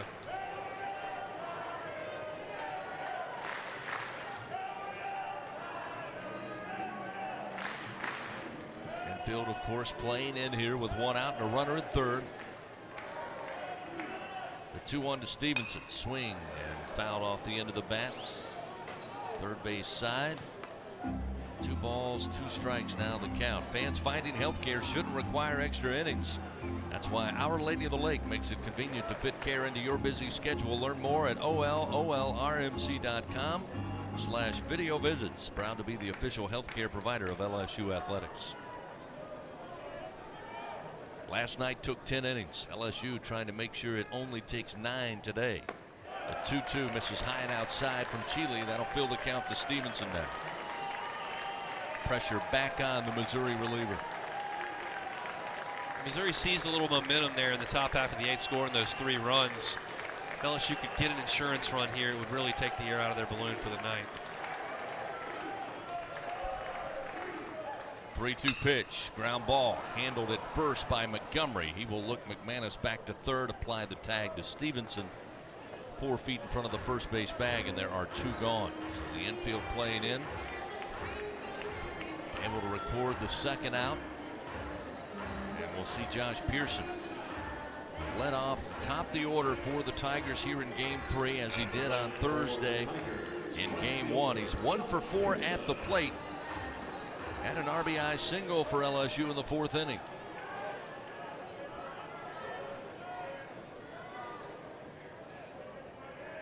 With a 7-6 lead. First pitch to Pearson, sent back into the screen, foul, 0-1. Pearson was ready for that first pitch breaking ball, and he was right on it, but fouled it straight back.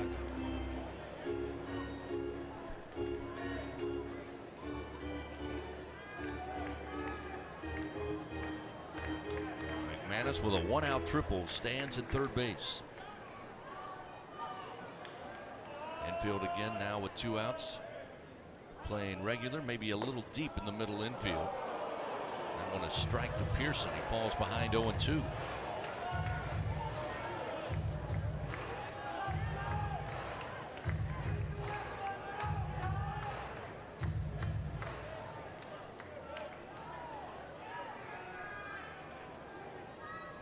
Two outs, runner at third for LSU.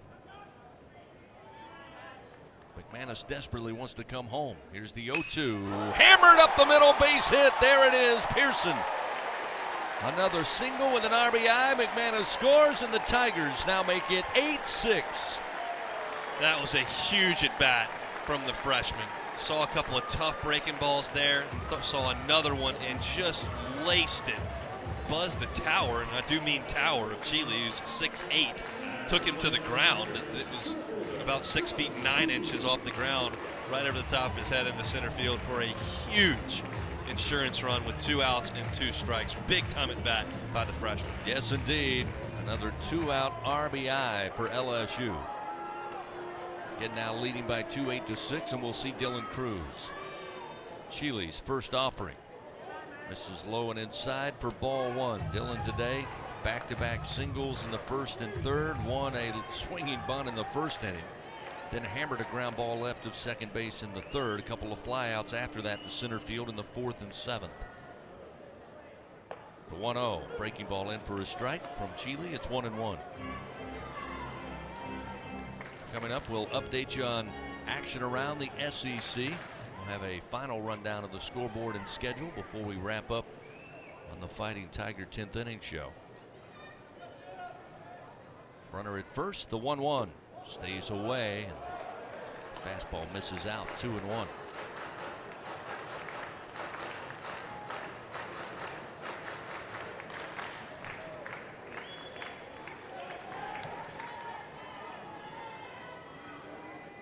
Two-one delivery, breaking ball hit sky high in the air. Austin coming over, a couple of feet on the track, and he will have room to make the play for out number 3. However, LSU does put on a run. They do it on 2 hits, and they leave 1 man on. We go to the top of the 9th. Last chance for Mizzou in game 3 here in Baton Rouge. They trail LSU 8-6. Back after this on the LSU Sports Radio Network.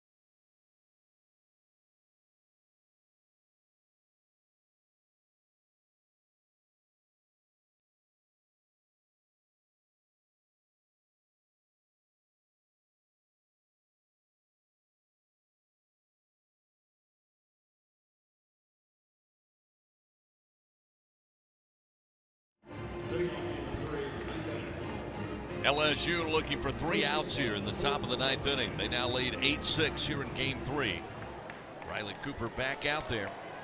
The left-hander will face, without a pinch hitter, 4, 5, and 6. Don't expect it here. Montgomery to lead it off. And the breaking ball in for a strike, and it's 0-1. Tiger fans, you won't believe how much life you can fit into the 2022 RAV4, so visit your local Toyota dealer or Toyota.com today. Tigers still have 2 arms in the bullpen if needed, but Cooper delivers another pitch on the outside corner and gets ahead early. 0-2 to Montgomery. Montgomery on the day, a fly out, a ground out, a base hit in the 5th, was hit by a pitch in that 8th inning. Eventually came around to score one of those 3 runs to make it a 1-run game. Here comes Cooper. Swing and a miss.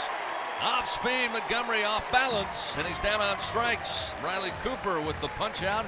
His first in relief, brought to you by Super One Foods. Great quality at super low prices. 1 down, 2 to go for the Fighting Tigers. There's that straight changeup by Riley Cooper. Just a perfectly executed pitch on the outside corner, sinking down in the zone and swing right over the top of it. Perfect pitch by Cooper. Fox Liam, the DH now, will come in with 1 out in the top of the 9th. LSU again with the extreme shift. Doty right of second base. Thompson, the shortstop, coming over to shallow right field. Morgan behind the bag and near the line at first. Barry, the lone infielder, left side of the diamond. This one fouled off the bat of Liam. 0-1. And this is the way you pitch with the leads. What LSU did not do in the last inning. You just hammer strikes, pound the strike zone, make them beat you.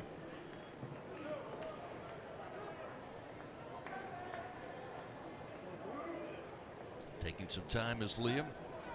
Now he'll climb back in. Cooper ready to go. Delivers the pitch, low and away. 1 ball, 1 strike now to Liam.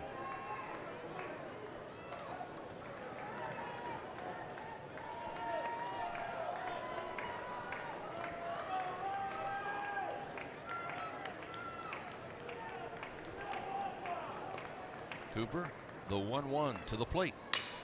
Hit in the air to center field. Cruz having to go back. Now he'll stop shy of the track, wait for it, and grab it for out number 2. 2 down, 1 to go for the Fighting Tigers.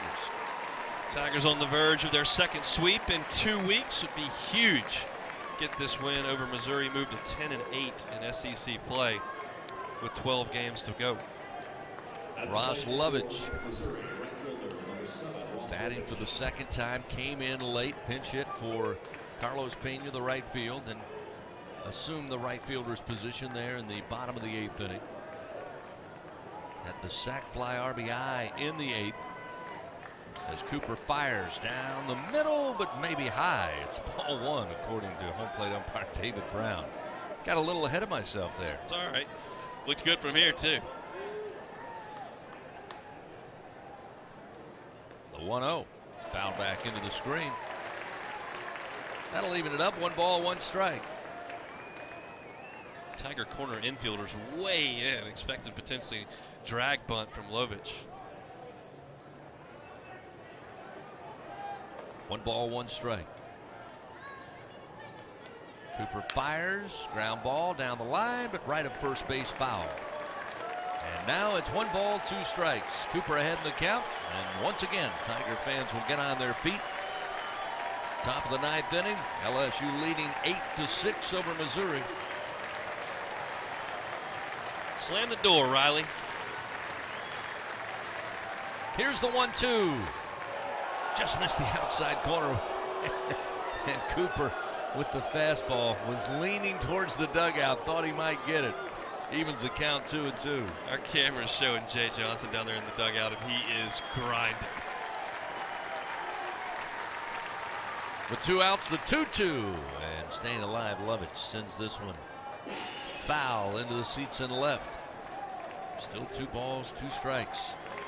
Temperature is heated up certainly this weekend, but fans, remember, whenever you're ready to cool it down, you can count on Slow Melt Ice. Check them out at slowmeltice.com. LSU trying to get the clean sweep on this weekend. Top of the 9th, leading 8-6 with 2 outs. The 2-2 pitch to Lovich. Fouls it straight back into the screen to stay alive.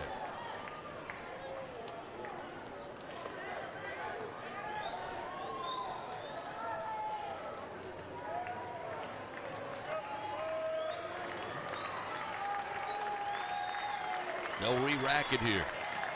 Cooper looks in. He's ready to go. Here's the 2-2. Again, Lovich swings and fouls it off. Lovich not in a hurry to get to the airport, apparently. Tigers trailed early to Missouri 2-0. Got on the board in the bottom of the third to tie it. Took a lead in the fourth, added to that lead. Missouri would not go away quietly, cut it to a one-run game. After 7.5, LSU gets an insurance run. They lead by 2. The 2-2 pitch, and Lovich sends this one down the line towards the bullpen in left. Comes off the side wall.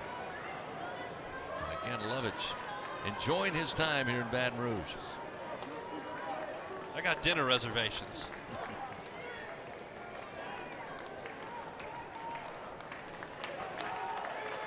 Tigers 8 runs, 11 hits, 2 errors. Mizzou 6 runs on 9 hits. Another 2-2 pitch, ground ball to second. Doty goes to a knee, gloves it, throws to Morgan in time. Tigers win, Tigers win. They sweep Missouri 3-0 here at the box. Thursday night 5-3, last night in 10 innings 4-3, and today 8-6. LSU with the victory. The Tigers now 27-12, 10-8 in SEC play. For Missouri, they fall to 22-15 and 5-13 in league action. Celebrate a Tiger victory today. LSU with the win, 8-6. Coming up, we crank up the Fighting Tiger 10th inning show. We'll have stats, highlights, scores, and an interview with head coach Jay Johnson, his thoughts on the entire weekend of success for his Fighting Tigers. Again, the final in Game 3, LSU 8, Missouri 6 on the LSU Sports Radio Network.